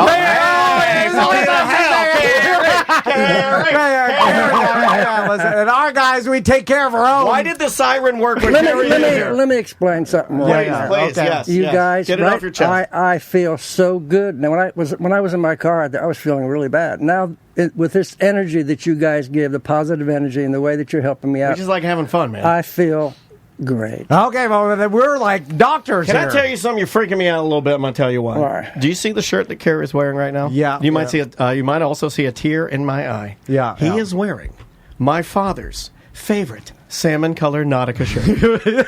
I swear to God, my dad owned that shirt. The last time I was in here, I was wearing something of your father's or something. Or I sounded like your father. I am a fan. We are big fans of you, man, and we don't want to see you down on your luck. We don't want to say, but I think that the ass blasting is good, Tom. I'm just an idea, man. I know. Different ideas. We just have to make sure that whatever we do, that Carrie's comfortable with it. Now, Carrie, make sure that we tip our toe into exploitation. And also, I've done a lot of Jackson Pollock. I've got about 4 Jackson Pollock that I've done, big giant ones that have that I have in storage. The other thing is that I just moved. My lease was up. I moved out 2 days ago. I'm sleeping on the couch with my sister. I have no place to live right now. So it's a lot of crap is happening right now. You got a lot going on. You're just a man with your kava, with another man asking you to ass blast a pan. Sorry, setting the scene. Setting the scene. Yeah. So, have you ever thought... I need a drum roll, though, before I ass blast. I mean, we got that covered. I'll call the Shabooms right now. We'll get you a band. I wonder if the Shabooms, because Al, our good friend, bass player and singer for the Shabooms, has anybody ever ass blast... I wonder if we get Garage Soul... Right? And they go back to the Ritz. Yeah, and they're like, 3, 4! Carrie just comes out of there. Yeah. We bring all, I mean... We are on Jimmy's show talking about the Whack Pack of the Howard Stern in the 90s, and I think it's not dead. We could bring it back. Yes. Anyway, so Carrie, have you thought about maybe doing some social media influencer work? Because that's a big thing now too, where you just basically film yourself throughout the day and the things you do, and walking your way through a painting, maybe. Yeah, and then you just put it out there. Now in social media, it does work. Like the more outlandish, the better, because that's how things get seen. And get the most amount of views. Yeah, so you have to. You're just trying to get a goal of money. What is the money for? For a place? For a place or treatment? Well, I have have some appointments. I mean, I have to see the doctors. I got things coming up. It's going to cost money. Gotcha. I live. Every time you go in there, it's this amount. This amount. And then plus I had to live off my credit cards for while all this was happening. So we're just trying to prop you back up. Yeah, and plus then I have to move. I moved out, and so I'm in a bad spot, and depression is not a fun thing. Oh, I deal with it. Yeah. I know what that feels like. Real quick, what is Carrie's GoFundMe? Do you have your sheet, Carrie, your card? Because I couldn't get it. I typed it in there, and once you type it in there, it forgets it because it's like because I donated to it, and it's a private site. Right out there's grab a blue, folder. there's a blue folder. There's a blue folder right there. Yeah, there's a blue folder, and I'll give it out. There's a GoFundMe for Carrie. I donated $200 on behalf of the show to just give you some love, man. Yeah, it's the problem with it, it's just a lot of. Well, here's what I would say. It's long. Here's what I would say. If anybody wants to give to this, and it is very long, I'll put it up on the screen for those of you that want accuracy. But also, you can just type in, I believe if you just type in help Carrie Edwards, boom, it'll pop right up. Yeah. So just type in those keywords, help Carrie, that's Kerry Edwards, and it'll pop right up. Interesting. I did not know and you that. can give him a couple bucks, and help him get back on his feet and help him take care of some of this debt that he accrued since the medical bill. What I wanted to do is that I was here before before my book, and I've had people telling me they want more of my book. So I started writing the second part of the Taxi Chronicles, but this I can't think with all this stuff happening. So I want to feel better. I want to put a book out for my fans about the sexy the sexy About chronicles.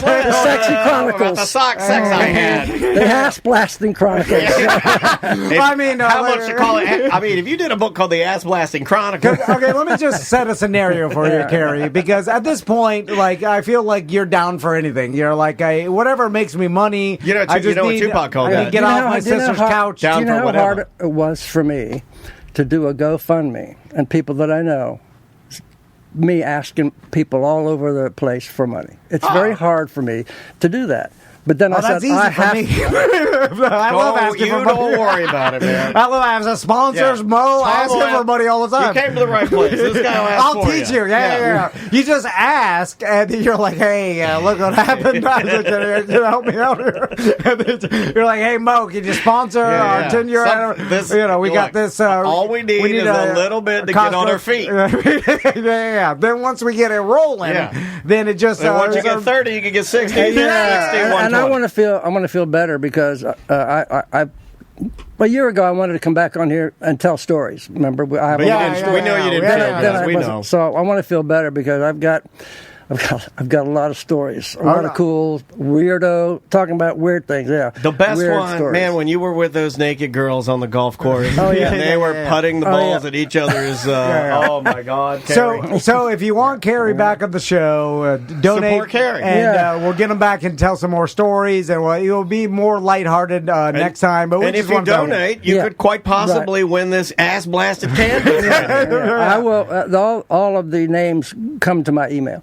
Okay. And when I pick the name out, I will email you back, and I will. It's only going to cost about $25 to mail that. So okay, all right. Well, Carrie, thanks so much for coming by. I know, man. Thank you so much, and hopefully we got the word out a little bit. Yeah, the show gave you $200 to. Wish you some love and happiness. Anything. It's not tons, but he's got a goal that he's trying to reach, and every little tiny bit helps out. Yeah, and hopefully we get you back on the show. We'll tell some funny stories in a better scenario. Relax a little bit. Keep with your appointments. Make sure you do everything by the book. Drink a little cava. Be with your support staff at what's the mountain? Mountain Muse in Sanford. Michelle is the owner. She's my sweetheart. She helps me out. There you go. So if you're ever in Sanford and want to relax. We are. So shout out to Mountain Muse. I'll swing by and I'll muse myself. All right. We're going to take a quick break. We'll be right back with a Weird Job Wednesday right after this. It is a Corporate Time with Tom and Dan. I'm Dan. I'm Tom, and we are on location at the Orlando Science Center. We've got Spencer here. How you doing, Spencer? Hello, I'm doing well. We got Seth Petrozelli here. How you doing, everybody? Seth? I'm great. And we are at the brand new Science of Guinness Book of World Records exhibit here at the Orlando Science Center. And it's all about the science of world records. And this exhibit. Yes. But I'm just being funny. So, Spencer, let's talk about the science of different world records because what kind of world records are in here? I mean, obviously, there's a lot of them. Right. I'll say, sounds like the world record of fun is going on. Whoa. Can we get that tagline? Jeff's over here in the corner. I'll see if we can work on that later. World record of fun. Yeah. The science of Guinness World Records is really cool. When it was coming ahead of time, I was a little bit like, hold on, like it's just a bunch of world records. Like, how is that science? But then I started to look into it. Breaking records, what Guinness does, and science, they actually bring so much together, right? It's really about how humans push us to the maximum to really explore new things, and that's really what this exhibit's all about. And then also they do bring in science. There's all kinds of really cool science connections with all their different records that they're fighting for here, but we've got timing-based things, game-based things, shooting hoops, memories, like literally there's any kind of record you can imagine, it's here. You're competing for the world record, for the venue record, it's awesome. This reminds me of, and I think every young boy had, and I don't know if it was the science of these records, but I had a ginormous hardbound book. The book, that I was gifted from some relative that had. I think every child had this. And it has all the world records in it. And what you do is after you like took your bath or whatever, you would go to your room and you'd lay the book out on the carpet and you'd lay on your belly with like a snack or something, and you would mow through the book and look at like all the crazy stuff that was in the world that you were supposed to know about as a young boy. Seems like you need a new one of those books every year or so because with all there is one. There's old information. They put them out like all the time. I'm sure they're being broken constantly throughout the year now as opposed to. But it's funny because I do have one world record that I did actually think I could break. Oh, that's cool. Like in my 20s, there is a record, and I'll talk to Spencer about the science, but there's a record for highest belly flop into smallest amount of water. Oh, okay. And that's so bad. Right now, it's currently being held by a horse. No. So it's a British man that is known for this, and basically they love that stuff. The cannons and they love all that. I think the British love being shot at cannons and belly flopping. The record was like 35 feet in the air into 1 foot of water, and so he basically belly flopped from 35 feet into a foot of water. The science behind it was even though it was only a foot of water, if you land with as much surface area as possible, you land like a flat pancake. Then the water displaces your the fall. Now, what's the science of the concussion with that? That comes with that. I do think you could smack your chin in there good, or like knock your teeth out. As long as you keep your body as much surface area and you land on top of the water at the at all. But if you had like one toe that broke that plane, and so I did think I could beat that until I actually stood on a 35-foot tower, and then I was like, no way, I'm jumping off this. That's a lot higher than people think. Going on a 6-foot ladder, I start wiggling. Yeah, I saw just to show you people don't understand height. They don't know how tall it is. There was somebody that did a sculpture, I believe, for Pulse or something like recently, and they're like, it's a 40-foot sculpture, and people are like, that's so small, and I'm like, 40 feet? That's wild. Four-story building. Yeah, it's ginormous. What are you talking about? Like, I don't think people have a concept that go outside and start looking at things. So let's start making our way through the exhibit here and talking about some of the things that we're walking through. Spencer, do you think more of these records are based on just overall practice, or is it some like mental? Like, is it your like training your brain, hand-eye coordination? Is it pure strength? Like, I know there's the bar hanging challenge, and me and Seth are going to compete against later. Yeah, we're going to check that out. And a lot of these challenges are actually competitions, correct? I mean, literally all of them, I would say. Almost literally all of them are direct competitions where you're competing against the literal world record, the venue record from here at the Science Center for the exhibits run, and then also the daily records for the day. So, like, there's opportunity for you to really show, like, what you got with all these different ones. There's dozens of them. And so they range the gamut. There are strength ones. A lot of them are dexterity and fitness-based, but there's a lot of mental mental stuff too, memories and puzzles and stuff like that. So like finding ways to make records of that is awesome. Yeah, we'll skip right past those, of course. Right?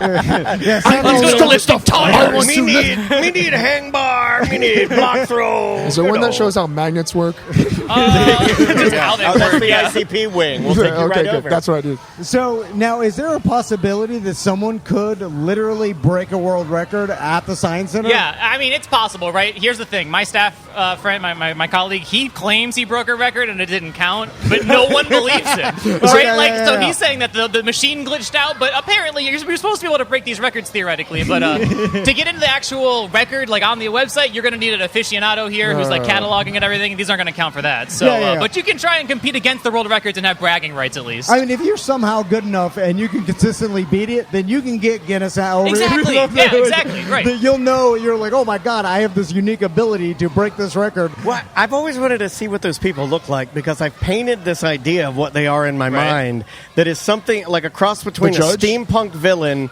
and like the mayor of an Old West bank. Because I want these people to be, you know what I mean? Like when they show up, I want them to have a briefcase. I want them to make you fill out just tons of documents. I want them to be taking photos of everything, So like the guy they're using the from Wild Turo West you app. just I was thinking a Western guy too. Yeah, definitely. Right? That's what I just assume think they that's all the are. way it should be. Yeah.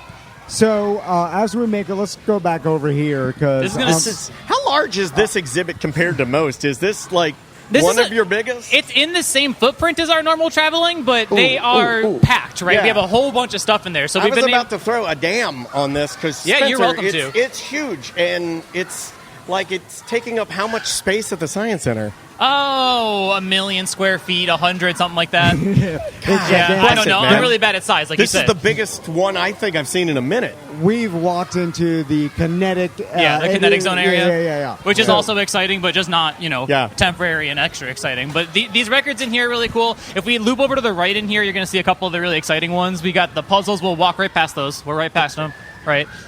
But then you'll see a lot of these dexterity-based ones. There's ones over here, how fast can you drum, like throwing virtual water balloons.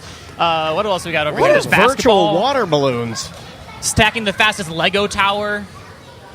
Oh, my God.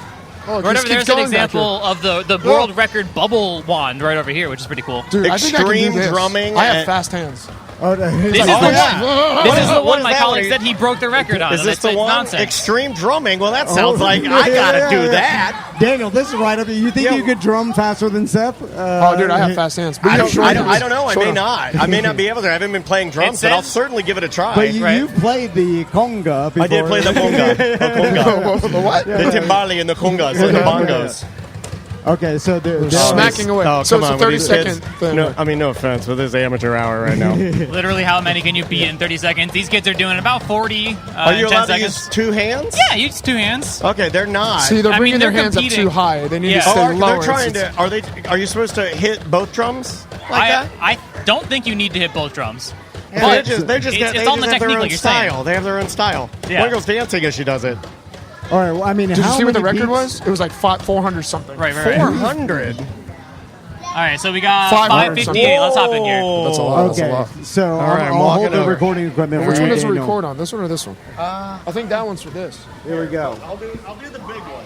Okay, Here, I'm going to There you get out go. of your way, Dan. so let's see. All right, so we're Oh, Daniel's got a good cadence. You want to get your That's practice what's up. technique in? You got it? But you got to get hard enough that it registers, right? You don't want to go too hard. You can just tap the screen a bunch of times there. Okay, here we go. Let's see. All Are right, you ready?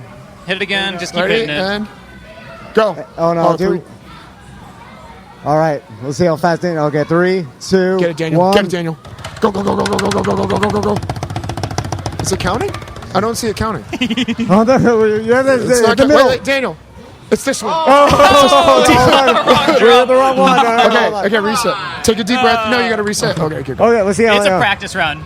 If you can do Oh, like see, you're fast. 315 seconds, we'll just call Guinness out here. dude, We'll just times it by... Well, dude, Yeah, dude, you were fast. It's a good tempo. Yeah. But he's slowing down. The dude, problem is- 220. Yeah. here's the deal. That was halfway through. You probably hit 440. Yeah. If it's You're a full 100 30. off. 100 off the That's record. not far. I would have probably got a 440. I'll take that. I'm about 100 under. I'm lightheaded though. That's the problem. Yeah, right. You got about 2 of these, and then you got to go. See, oh my God! But I feel like a lot of this is. This is a fun place to take your kid We out. get tattoo for the most tattoos. We get tattoos here and see who can do that. Every Saturday night you just come on in and get free tattoos. No, they do have some exhibits in here where they're just talking about different world records that we don't get to compete in, but there's all kinds of good stuff. There's one over here, the smallest stop motion animation. It's made of literal molecules. I mean, obviously that's the one I'm excited about, but like it's insane. This guy right here, molecules, and it's a stop motion animation. So how does that work? What? They did some science. They basically got little plates of, I forget which atom specifically they got going on here, but they can arrange them very specifically in a crystalline structure so they can make still frame images and then put them all together. And we can't cure cancer. This is amazing. This is ridiculous. So they literally took molecules and did stop motion animation with molecules. So what they did is the molecule right now is bouncing a basketball against a wall. Essentially, these are molecules, right? And they made like a man. They made a man that looks like Tom with your haircut. Just throwing basketballs at a wall. He has like a cool dad haircut. Now he's jumping on a trampoline. These molecules one by one. That's insane. There's an example over here, like a larger magnet one, because you were looking for how magnets work right here. That's the one right there. How long does it take to do that sort of stop? That's a great question. It's probably in here somewhere. I haven't spent the time to read through it, but that's come on in and find cool. out. I mean, an insane amount of time, Daniel. I would assume so, right? Now, what is the? You got some basketball hoops. Yeah, this is definitely the loud corner. Yeah. It's basically just how many hoops can you shoot in a minute. It's nothing more complex than that. So, I mean, in people I've seen online, like on TikTok, of people literally. It seems like it's just a loop of balls. Right, just like loop. And that's just extreme practice. I feel like you put 10,000 hours. There's an into old something. man I follow that does that, and he just knows how to smoothly let the ball roll up his arm. And they just keep rolling. Stands there. It's like a perpetual motion machine. It's like juggling at that point. There's also a juggler, like an ex-clown that I follow on TikTok, and he can juggle while spinning like an umbrella on his hand, and then he'll put a hamburger on the umbrella, and it'll ride around the umbrella. It's just like, but it's only practice. Well, I mean, hey, that's a worthy thing to practice. Yeah, I think so too. I feel like I'm really good at this. Hold on, what reaction time, man? Things can fall, and I can literally snap like. Okay, so we've got Batman here. Yeah. Okay, so I've avoided so many accidents and punches. I'm really good at this. So now Seth was a former professional fighter, so he's a reaction time maybe, but he's older now. Spencer, his time is coming gone. We call you a classic fighter, right? We call you. And so he doesn't have the same reaction time he used to. Well, the problem is the reaction time is fine. He can't read the words. I was squinting. I was like, get your glasses. There's some CTE involved, So do you want to compete against him? Okay, come on. In So reaction time? This is a precursor. Let's see if you can move on. So who is the fastest? So is this science to how this works? Player 1 versus player 2? Hit any button to start. Okay. Hit your button as soon as it lights up. Okay, so... All right, so hold on. All right. Boom! Seth smoked him. Oh, wow. Seth smoked I'm talking like almost a full second. Hold on. You got it. Okay, you got it. Oh, this is great. Okay. Oh, you hit it too early. That should be a zonk. Oh, really? Oh my God. Okay. What's the record on this one? What does it say anyway? Let me get the because I might just beat it. I'm more of a talker. What's the record? Is there a talking challenge here? Hold on, let's try it one more time. Hang on. One more time. Here we go. Oh. And who's going to be the fastest? I got him that time. Because I wasn't ready. I got him that time. And just like a child, I got it that time. And that was the only one, So that's fantastic, guys. This is pretty fun. I think this is the ultimate place as, man, we should have done these as Father's Day ads. Bring your kids here and compete to see if Dad still got it. That's it's good. so true, honestly. And there's so many of them, and there's going to be ones where the kids got it, but I assure you there's some in here you can beat your kids. Don't worry. Yeah, I love that. Well, what's funny is that there are things that kids are better at just because of their bodies. Like me and Seth are going to try the hanging challenge, and I know my son at the park can hang for like over 3 minutes, which is insane. I can That's never, Tommy, right? Yeah, I couldn't even pass it's 2. ridiculous. Yeah, because he's lighter and their grip strength comparative to their body is higher because they're children. I wonder how much factors in your mental aspect of being able to get out of your hands and out of your arms and just kind of put your mind somewhere else. It seems like when Tommy's doing it, it's almost like he's just doing it. You know what I mean? Like it's not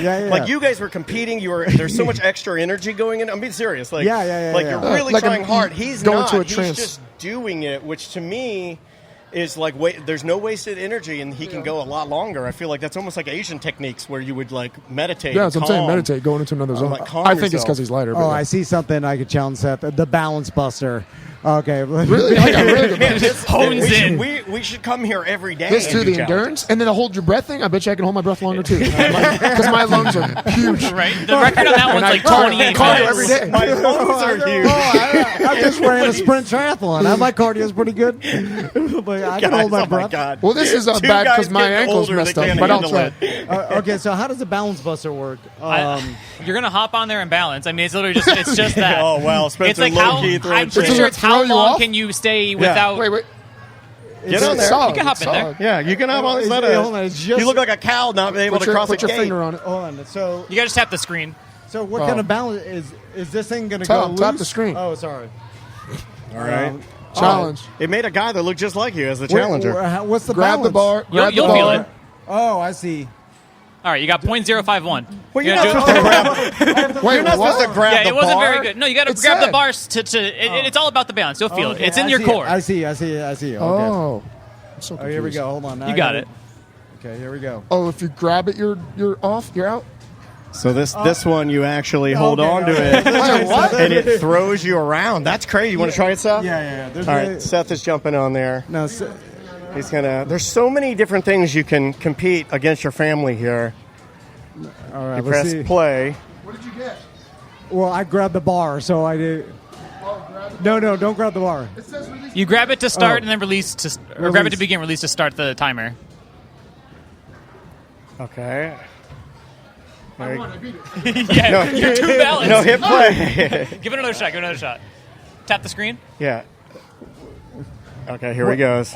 He's holding on. It's in French. I think that's why. Okay, let go. I'm falling for it. I'll still beat you by twice. Wow, that's really hard. Yeah, not even a second. So there are physical, mental, all types of different challenges. There's puzzle games. There's chill things that are just kind of pleasing. Yeah. Yeah, there's a couple things that are just satisfying, you know? Right? There's the one over here, like you said, just holding your breath. This one's over here is kind of neat. It's just you put a bunch of people on there, get your weight. It doesn't tell you how much you weigh, though. It compares you against other stuff. So it's like your family is 2 beluga whales heavy, or you are 43 staplers heavy. And it has like weird little comparisons, which is kind of funny, I feel like if I came here with my family and they said we were 2 beluga whales heavy, I may be offended. Maybe they didn't pick the best one as like the first example. I may be like, I feel like I was going for staplers. Yeah, right. Yeah. I'd rather hear 1,000 staplers than 1 beluga whale. Definitely. Now, I see this. We're standing in front of the science of muscular endurance, which. I've never even seen this one. There's so many in here that I've walked past this one. Press the circle. You can press the circle as hard as you can, softly as you can. Softly. Well, one of them is softly, one of them is hard as you can. Okay. There's different senses. Okay, well, I'm gonna try here as hard as I can. Oh, Tom picked hard as you can. That's weird. He's got it. Here we go. Oh, that's pretty good. He's in the green zone. He's in the green zone. There is a red zone, though. I'd like to remind people there is a red zone. He's got it. He's got it. Oh, how long he's got to press for? What's the record on this one? Like 48 minutes. 48 minutes. Yeah, it's a while. This one, that's a timer for the world record. Keep going. You look apply at this. pressure. He's about to pop a blood vessel. He's not going to lie. But it's worth it. He's got 9 seconds left. He hates when people call him weak. Come on. There was a kid that was in the red zone earlier. This is going to be the most important 5 seconds of your life. You can do this. Oh, look at that! Nice job. I almost fainted. It's a lot. Like my legs are weak. Why are my legs weak? Because you're literally on one leg. That was difficult. A local podmaster today passed out at the endurance challenge, cracking his head on some puzzles. All right, let's all weigh ourselves and see how many belugas. All right, let's see how many belugas we are. Okay, I think that's a good place to end. Okay. We're Again, going over here. Brand new exhibit at the Orlando Science Center. The science of Guinness Book of World Records and money that's in this thing. We're all going to go. Yeah, everybody in. Me, Daniel, Spencer, Seth. All right. 2 T-Rexes. Tap the screen a bunch. I think we're ready to go. All right. All right. English. This must be a French exhibit, I'm guessing. Indeed. All right, here we go. All right, it's what do we calculating. What are we? This is No what we'll whammy, be forever. No whammy, no beluga whale. This is what we'll be forever. I'm going for staplers. Show me staplers. We're 9 million feathers. What is that? A pine cone? Oh, wait. Try it again. Try it again. It might be that we were too heavy. Too heavy, yeah. Yeah, there are two of us. Calculating. You are bigger than beluga whales. Seek medical help. Yeah, I don't think we're supposed to be a human this big. Yeah. It supports families. Oh, it's Seth. It's honestly, it's just too heavy. Yeah, it's the muscles. It's Seth. Sorry, guys. It's Seth. Too much muscle. Right. So, I mean, there's so many exhibits here. We couldn't even go through them all. But it's definitely worth coming here with your family. And come here, be a kids. member, and sign up to do that because all of these exhibits are always ever changing. And again, you want to get in line to check out that life exhibit if you have not been yet, because that is really the crown jewel here. It's pretty darn amazing. I'm talking to you, Seth. You'll love it. I want to go. It's really good. So I'm going to walk through it. Yeah, it's really good. So, all right, we're going to take a quick break. When we come back, do it? I'm going to challenge Seth to the hanging challenge. I think I got this because I'm lighter, and we'll be right back. All right, we're here at the Hang Time Challenge here at the Orlando Science Center. If there was a Hang Time Challenge at the Science Center, I knew you would find it because there's nobody I know that loves Hang Time Challenges more than Mr. Tom Van. So close second, punch machine that all Spanish people seem to be obsessed with. Have you noticed that? Yeah, all Spanish people are obsessed with the punch machine. Punch machine. I don't know what the deal is with that. Oh, the Spanish people I watch on TikTok, they get like a 980 or a 910. Oh, yeah, they're killing it. So, of course, Seth is here, and why are we here? We are going to challenge each other in the Hang Time Challenge because this whole Guinness Book of World Records, the science behind it here at the Science Center is all challenges. It's all challenges. That your kids can do, or you could challenge your adult friends.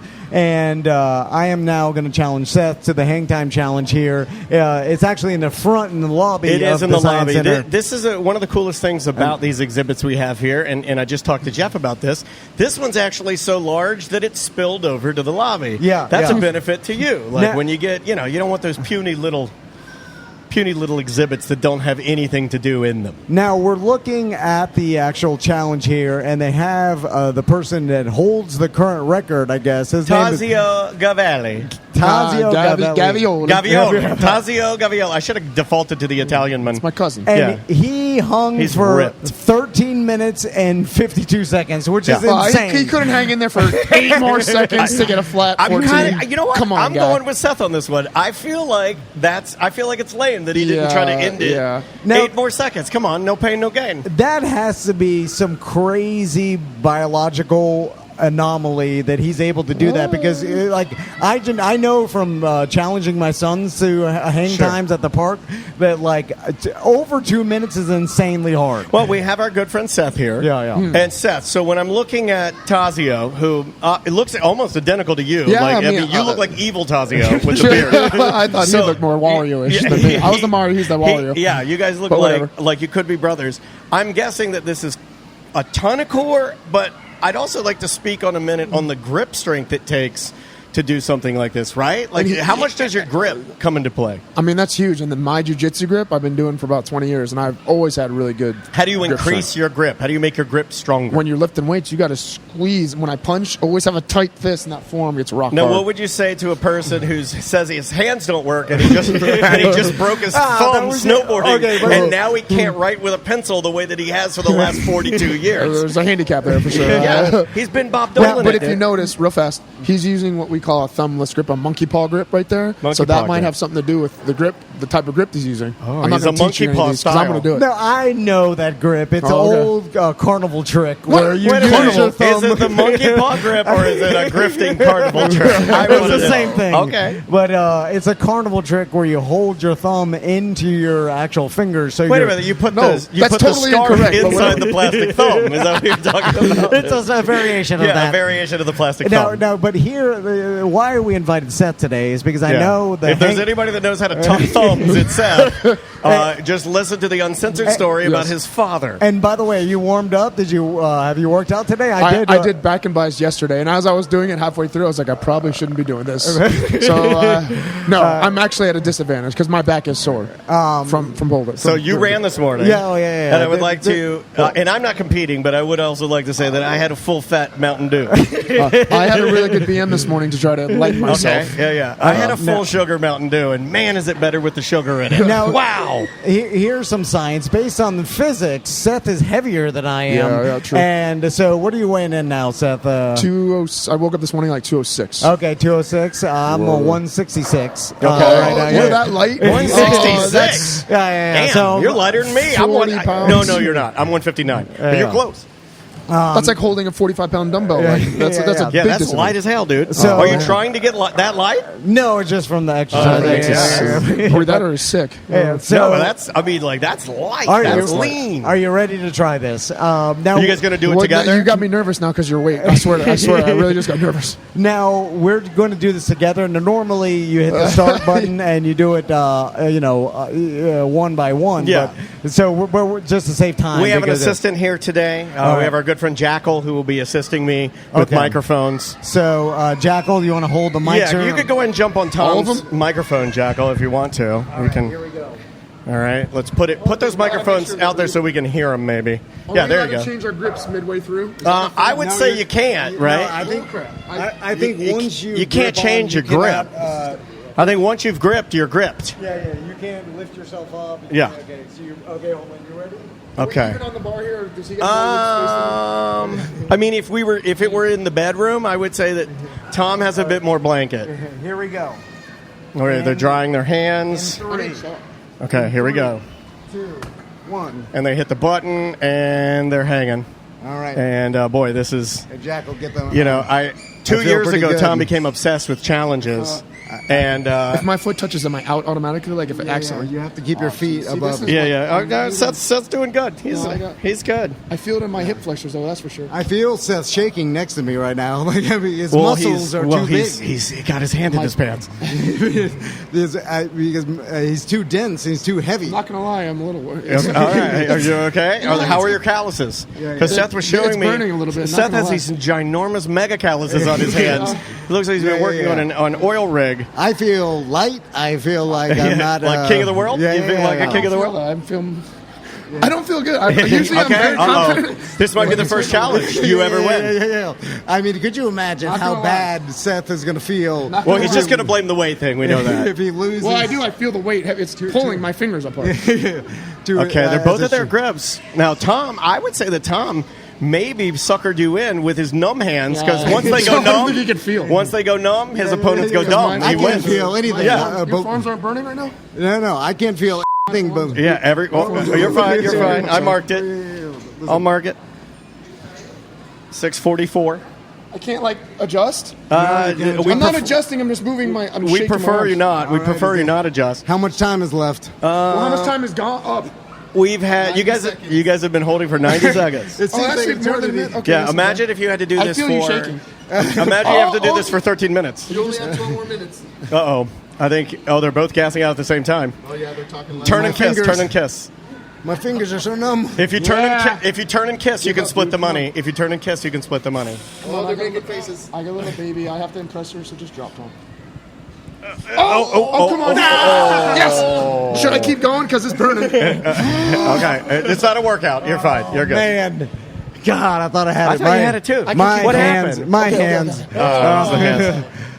126. All right. The callus is ripping off. I wonder if Jeff knows that he's going to have frat boys from all across the globe coming to check out this amazing new way to settle arguments. My hands. I just can't hold on. You did good, though. That's very impressive. My hands didn't hurt. It was my forearms. Now, just to give you a little comparison, the guy did it for 13 minutes. We did it for a minute and 20 seconds. Here's the question I have when I'm looking at Tazio. When I look at his picture, what minute did they snap that photo? Because he is the happiest man He's happy and he's so light. He's like, I'm light as a feather. Ha! Oh, wait, that's French. I can't tell how tall he can either be 5'4" or he can be 6'2". He looks like a jockey almost, right? He's got that. He has long arms. I don't know. He does have long arms. I will be disappointed for 2 weeks now. Really? Does that stuff really bother you? Oh, it bothers me because I thought for sure. But do you honestly believe you're better than everyone walking the planet? Because there's so many people that can do so many different things better than you. No, it was just you have to accept that. It was just about Seth. I figured he'd come in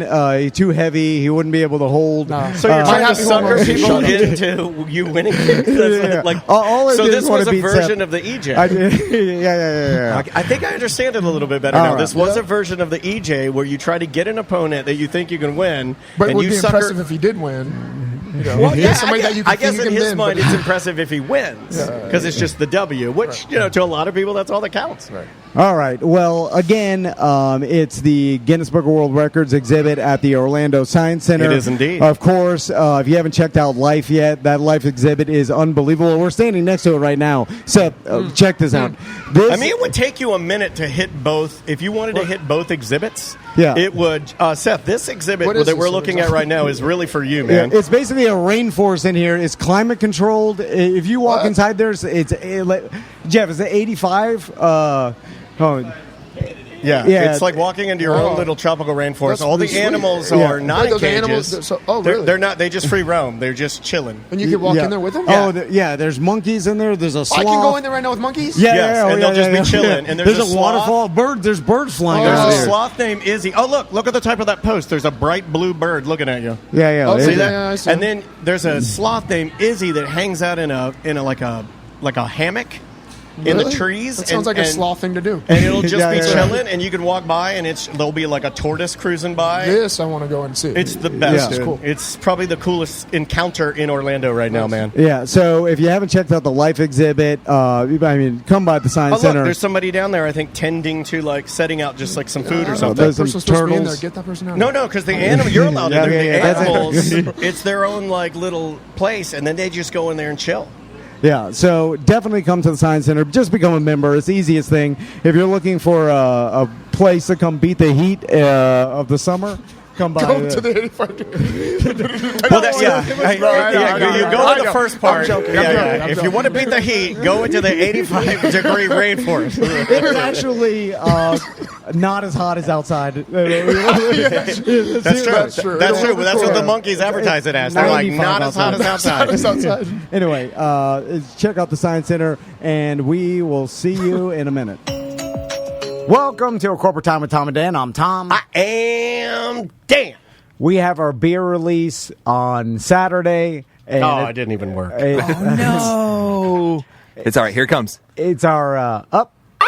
Yeah. Hey, all right. We're releasing beers again, y'all. It's our Get to Work Red Lager. Yes, sir. Kind of to celebrate our 10 years of ACT and A Corporate Time.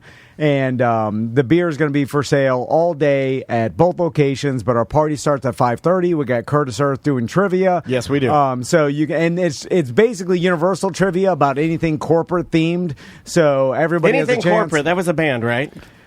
Was it? I don't know. I think that was. Every time you say that, I go anything corporate, everything corporate. And something corporate. Joe and Brett are here from Hourglass Brewing. How you guys doing? Guys? Good to see you. I'm glad you had all the information because I didn't know it. We don't know. When is this? I was just spending all morning doing this right here. Let's go. Oh, you gonna sing too? You want to sing it with me?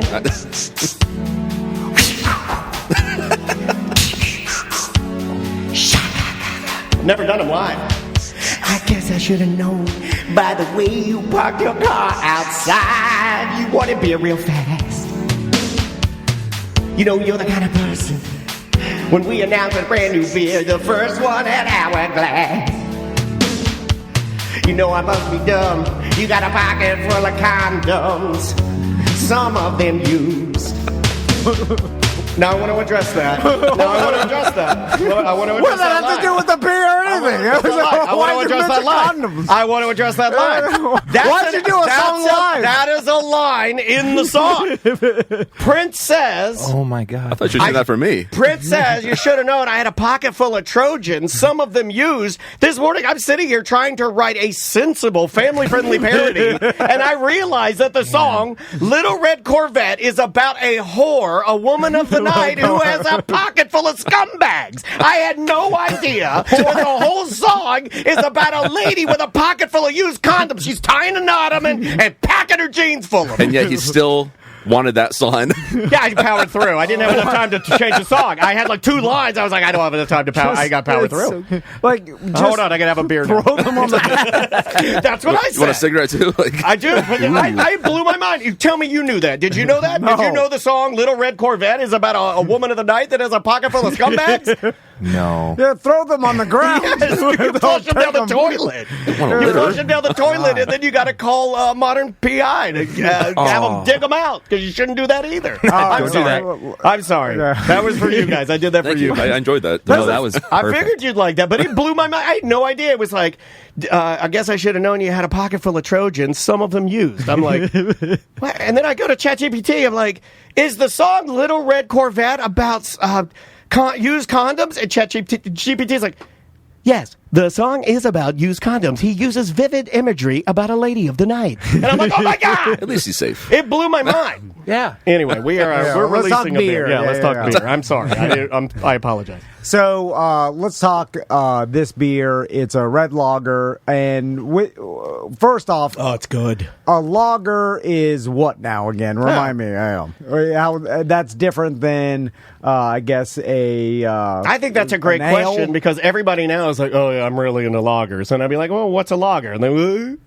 We need to be able to know. Yeah. We need to be able to say that. Like when people go, like, "How does THC and CBD work?" And I go, "I don't know." Mm-mm. Yeah, I don't know what it is either. So I like that. Back to the song.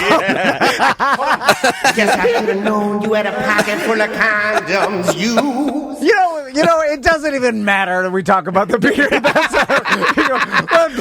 pulling a Manscaped. He's pulling a Manscaped. No, I'm not. Oh, my God, he's pulling a GD Manscaped. Audience knows what beer is. Did you have a sip of beer? Are you drunk? And honestly, you just show up, you drink, you get drunk. I'll give you a quick. I'll tell you some stories and win some prizes. So here, Rick. Justin Timberlake home. A lager is top fermented with the yeast at lower temperatures, whereas an ale is going to be.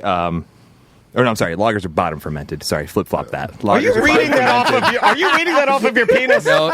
I might. You were looking straight down. You were looking straight down at your penis. Did I move the penis mic over? No, I caught myself because I feel like that doesn't sound right. No, lagers are bottom fermented, cooler temperatures. Ales are top fermented, and typically going to be warmer. Lagers are actually, for as simple as they may seem to the consumer, they are a difficult beer to brew. Dork.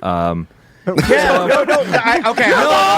you calling him a dog for? Listen, I'm trying to do a good job. You know why? I'm trying to look that up in the internet. I'm trying so hard. You know why? Because they are the Tom and Dan of beers. Look at what's happening. The whole thing is crumbling, and this side's crumbling, and that side's crumbling. I'm singing a condom song. You're calling him a dork. What the hell are we doing? Well, we're releasing a beer. Everybody knows what beer is. I like beer. My friends like beer. And it's red. Let's simplify it. It's a red beer. It's red. Yeah. It's red. It is malt forward, right? A little more malty. It's not super malty. I mean, it definitely has some malt characteristics, but it's not like the ones that I don't even know how to describe that. I think I poured it in a glass. It was PP yellow. Oh no! I'm joking. If that's the case, we might have brought the wrong cans. You just got out of the bathroom too. Oh no, that's what it is. Okay. Comes like, guys, it looks like antifreeze. What's wrong? Got him. I'm joking. Anyway, so trivia. How do you recover? Trivia. Sweet trivia. So it's red. How do we recover from that? No, it's delicious. Also, when we were on Jimmy's show, Lola was talking about somehow biscuit flavor. There's a little bit. There's definitely a little bit in there. How does that work? That's the. How do you get the biscuits in there? So the midnight wheat that is used for the color gives it a little bit of a little bit of those characteristics. It's more smooth than a typical. It's a little too smooth. Tom and I were not supposed to drink during somebody else's show. Yeah. That's not a thing. And I hammered mine, dude. Yeah. We drank the whole can. We drank the whole, and he's like he was in a non-drinking phase before, and I didn't think, because you're also like, I don't think this would be your first choice. It would definitely be my first choice, but then he just grabs it, and you see him drinking it like it was an elixir. You pounded it. Well, is that because you hadn't had a beer in a while and you got that sweet homemade goodness? He wanted the abs to come through. Dehydrated. I'm back to drinking beer because, for a while, it feels more natural to me to drink something you guys have made. Feels like I'm eating eat local, farm to table. It's also more delicious, and then I realized I was like, well, because I'm like running or whatever, I'm like, I can drink, I can drink whatever I want. So that's why I had the beer. I already worked out this morning, and is that the only reason? I've only done one day. Health kick. Hey, great job. I'm on a health kick. Look you at got me it. I look at it like the more I exercise, the more beer I could drink. A lot of people do that, right? I mean, I'm sure you do it all the time. That the other day. I'm sure you guys see a lot of that does run with breweries. It's like wherever there's a brewery, you're going to see bikes are running people. Yeah, traditionally. We actually had Run Club last night. Yeah. How many people you get? We try to justify it. It was like 10 to 15. Yeah. All right. About 10 last Do night. they run from there or to there? Both. They go there and then run and then come back. Yeah. And then drink. Do you talk when you run? No, some people do. I know Simone does. She's run crazy. That drives you nuts, doesn't it? No. You didn't want to say anything to her because I've never run. I want those big running balloons. Why did you say that? Because she does. Yeah. But I guess if you're a good runner, you can talk. You're supposed to be able to talk while you're in like a zone 2 run. A zone 2. Which I still don't know what it means. Zone 2, just so you guys know, that's when you fill your pockets full of condoms. Is zone 2. Right. You don't want to know zone 3. It's real bad. The whole huff and puff has got me going. So it's real bad. That's when you use my pocket.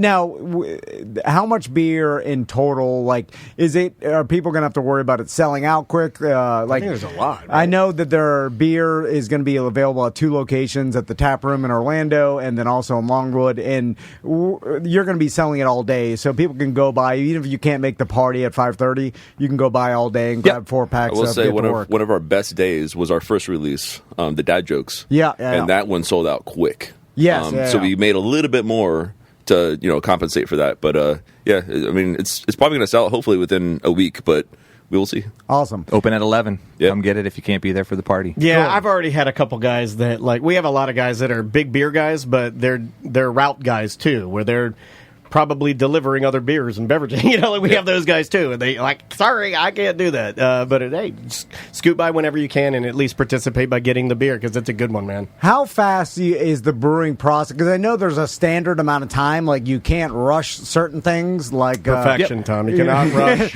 Well, perfection. I mean, just I guess the yeast, the chemical process takes a standard amount. I'm sure you could speed it up in some instances. There are yeast strains that you can use that will definitely help with fermentation in terms of tank time and not sitting there for too long. Everybody's tired of this, but I feel like this is a necessary and important question to ask you guys.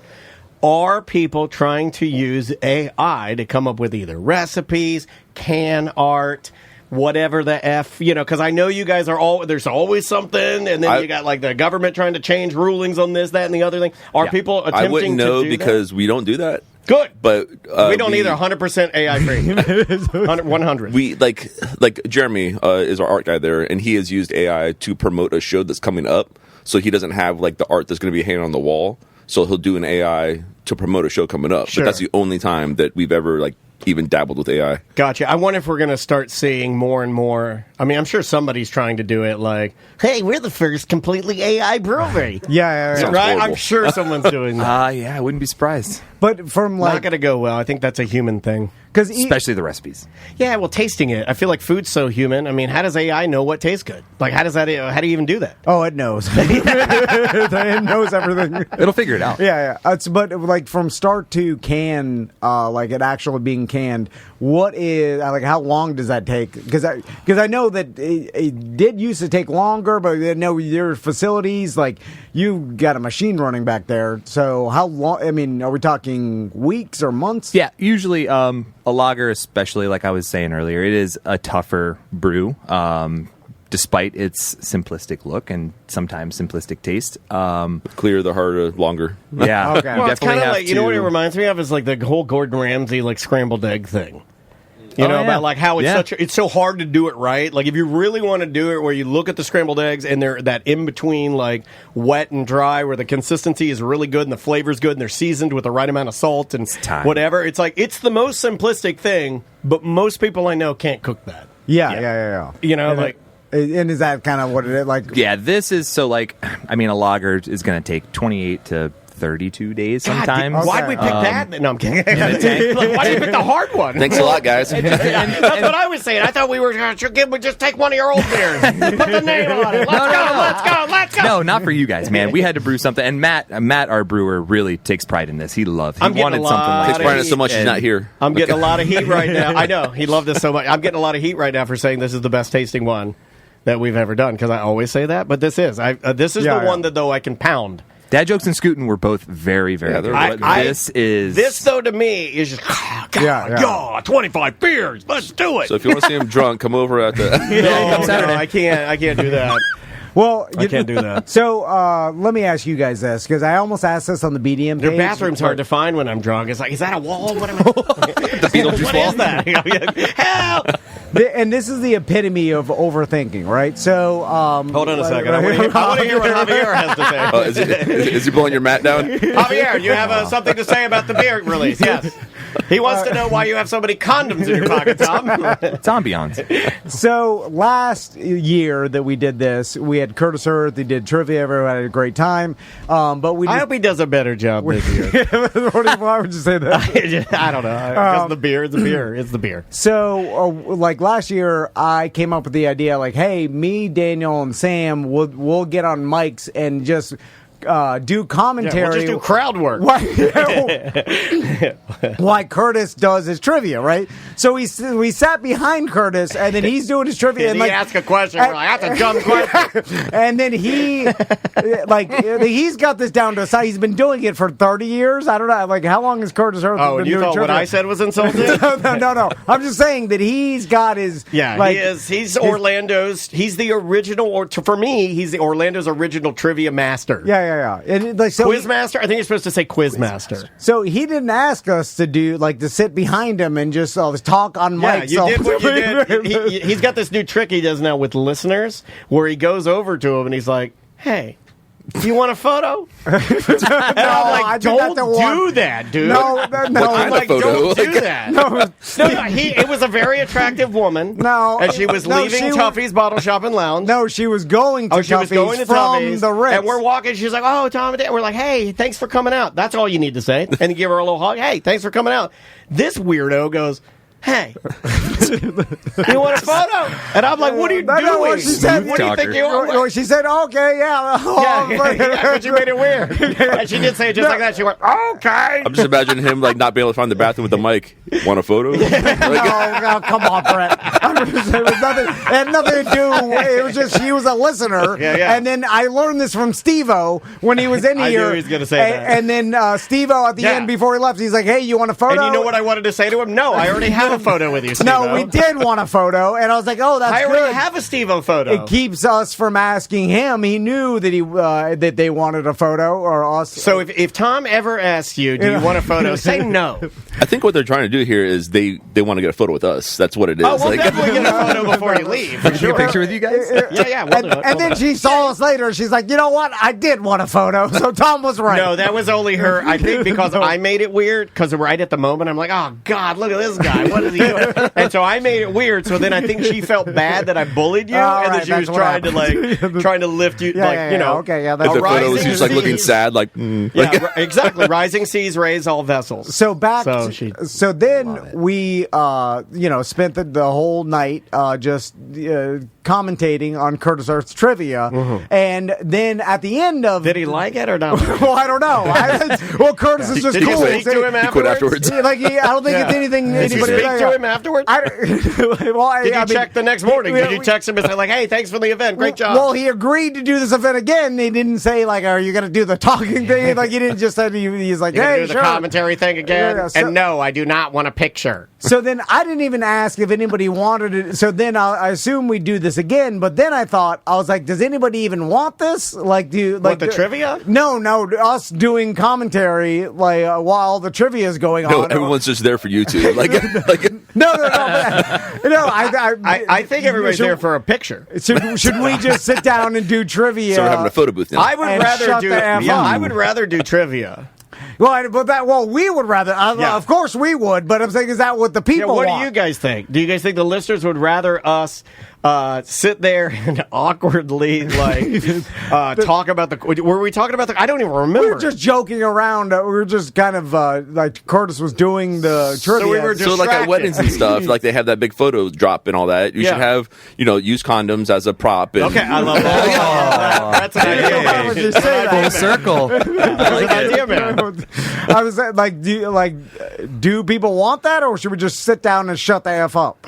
And let Curtis do trivia. Nobody wants you guys to just sit there. And it is quiet. Distracting though when he's like, "Who was the larger man on the hit TV show The Office who spilled the chili?" And we're like, chili farts. We're just like, I got our chili recipe. That reminds me of the time my wife served vegetarian chili, and the kid came up and said, "Chili." Doing the show, but I don't know if anybody wants that. No one said that. After we were done, hey, I want more of that. Everybody just no one did. Hey, You're right. Nice no to one meet did. you. You're right. And then they left. And then Curtis just left, and I was like, I don't know if anybody wants this. But then I assume we'll do it again. But then I was going to ask the BDMs, but then the BDMs will be nice. So okay, do it again. I think you want it, but I don't want it. I do have some thoughts from the chat room. You're not going to like them, but I'll read them anyway. Okay. Tracy, who works with us, says, people do like it when Tom puts on a show, i.e., remember Cabana Live when he was drunk talking on the mic. That's embarrassing. To me and my whole family. He started taking his clothes off. I was going to say, his clothes. He started taking his shirt off, and then people started rubbing his breasts. No, Mike B started doing that. Both of them? And then there were Hawaiian firewalkers beside him, spinning things, and he was air boofing. They got out of there quick. Was this in Vegas? Where was this? No, this was at Cabana Live, the place that Tank Dellum was killed. Oh, my God. Yeah. No, it was a flesh wound. Oh, yeah, sure. Tank's a huge Monty Python fan. I'm sorry, guys. So I don't know what to do. If we should keep talking on the mic. I mean, we could ask Curtis and say hey, what do you think? Trivia quizmaster. Well, no, he's too nice. He'll say, do whatever you guys want. I don't know. You're assuming that. I don't he's think not going to say anything. Just look at you with that dumb stare. I don't think he's a pushover. I think he's going to go. You know what? I've thought about it, and I was extremely upset last time. No, he doesn't care. You destroyed my presentation. I think he might. No, he'll say, you guys hired me, do whatever you want. No, I don't think Curtis 30 years in the business. Curtis Earth is not a schlub, man. You're talking about the Bud Hettinger of Quizmasters. Yeah, but he will say, do whatever you want. I know Curtis. No, I don't think so. Yeah, he will. I guarantee he'll say, do whatever you want. I don't think he will. He gives me some stick sometimes. He gives me some pushback. He's not a pushover like you. Curtis isn't a pussy. Them's fighting words. Oh my God! Anyway, he'll stand his ground. He'll like, "This is the question I'm asking." So, listen. I guess we'll do the talking thing. I don't know. I think that's what they want. Damn right you will. All right, but they may not want it. So I have no idea. Well, we'll do this. Let's give them a little bit, and we'll watch their faces. And if they start to, if people they're drunk, if they start to leave, we'll just kind of pot our mics down. We'll just kind of slowly pull ourselves out of the equation. But they'll take it. They'll be like, "All right," but maybe it would be better if we didn't do the talking. I don't know. We have speakers outside. You can take the mic outside. Start heckling people as they walk out. Too. You can always do that. Yeah, what's the prize? Well, we haven't figured it out yet. Right. Me and Dana maybe we should kick this around before they get out of here because I had some amazing ideas that I think all three of our buddies from Hourglass will definitely. I'm 100% confident that any of the prizes that I brought up last night that you shot down, they will love. I'll play if that attack skateboard's on the line. No. We need that one. We need that one. Hey, well, you suggesting two expensive things. I suggested that we go to Costco and get the infamous Costco 86er. It's $1,000. We can't have Costco do that. 86er, No, baby. we'd all be out of business. We're going to just lose money. One, man. Back at 20 condoms, 3 missing. Yeah, that's good. That's good. Then just for answering some trivia, they don't deserve it. Then I found a new one. That'll give them some things that you get a prize or whatever. Then I found a new one that he didn't like. It was a off-brand. It wasn't even on Amazon. I don't know how I'm going to get it here. Probably we'll have to do a gift certificate. But it was a TCL 85-inch. They don't even give you the 86. It's an 85. $7.99. Then I went in a whole different direction. I'm like, I went on Amazon smallest TV, 7-inch. I can get a 7-inch TV for $99. I thought it'd be hilarious. It's as big as $100 for a set. What? It's hilarious to give somebody like you win it and you give them a tiny 7-inch TV with a remote. It's got a remote. The remote's bigger than the TV. See, I think the remote is the same size. It's the same length. It's your bedtime monitor at night. I think it's got an antenna. Break it in the back. I said it to him. It does have an antenna. I personally thought that was like, I was like, dude, we're gonna give this away and people are gonna want to buy these. Like mini TVs we're in the time when big TVs are cheap and mini TVs are expensive. That's the time we're in. Yeah. I was like, we can give out 100. Daniel's like, we'll give this the third prize. I'm like, it's $100. Then another one of my prizes was a full silicone man's body that you put on, you slide it over your body, and it makes you have boobs and a beer belly. And it has like hand sewn. It was a Costco. It was a fat suit. No. This was Amazon. I moved on from Costco because he'd already shot my idea down. What else? Oh, and then my last idea was there's a knife site that Tom and I have been obsessed with called Bud K. Are you familiar with Bud K knives? No. BudK.com. They are not a sponsor. I wish they were because they got that money. Well, get ready. But we could get two. There are these Egyptian. You remember the chopping sword that the big mummies had in any of the mummies movies? Looking thing. Yes, it's got a specific name, like a shopak. Like a curved. I think it's called like a shopak. And I'm saying that wrong. Where's Lola? I apologize to all of our Egyptian listeners. And I was like, let's get a couple of these old mummy choppers, these chopaks. They're huge, dude. They're like 4 feet tall. And give them to a drug person. And they're, no, gift certificate. Everything gift certificate. Yeah, because sometimes they don't redeem them. Yeah, that's true. You don't have to buy it. They're $150. We can't be giving away. Like, we'll give away. I was talking to Daniel about like an experience. Like, you get to come to the studio. The mummy chopping experience. Come to the studio. It's the Tom and Dan pocket full of condoms experience. One Tom and Dan used condom. Same one? I got it. Why are you doing this to us? I got it. Right? The Hourglass guys are coming in. You know what we should do? Use condoms. I'm putting it on. I'm like, oh, God. Well, it fits. I mean, where does it? Sorry. Edit this out. What are you talking about? This is on radio, sir. It's like putting on your socks after you left the gym. All right. Beer for everyone. Yay! All right, so the red lager. Yeah. Who likes beer? I like beer. My friends like beer. Okay. So, give again, them the details again, Tom. Our beer release party's on Saturday, June 22nd. It's at Hourglass Brewing It's going to be awesome, man. Come on out and hang out with us. Get your 4-packs. Get them quick. And come out and hang with us and Curtis. We will have some prizes. Me and Daniel are going to figure out today. All jokes aside, we will have, and I know we're going to actually end up having to throw money at it because we ain't got no prizes. So we're getting good stuff. We have to. And so we'll be doing trivia starting at 5:30, but get there at 5 to sign up. Get there a little early in case the beer does sell out. Grab the 4-packs. It's a cool place to chill, and I'll be hanging out, having a couple beers. So come hang and talk. And earlier the better with parking too. Yeah. We got the Lego store open next door too. Dude, I Orlando love that Brick Company. That place is so cool. It's can get me into a lot of trouble because they have a lot of the stuff that either I missed out on or your parents threw away or I never saw. Yeah. Like there's a lot of Legos in the Lego store next to you guys that like I don't even know what that is. I'm like, when did that come out? Yeah. And my wife. I'm not going to finish that one. I've seen those videos. Step back. It makes it weird. I'm not going to do that. Joe, Brett, thanks so much, man. Appreciate Thank you guys. Yeah, love you guys. And we'll see you on Saturday. Awesome.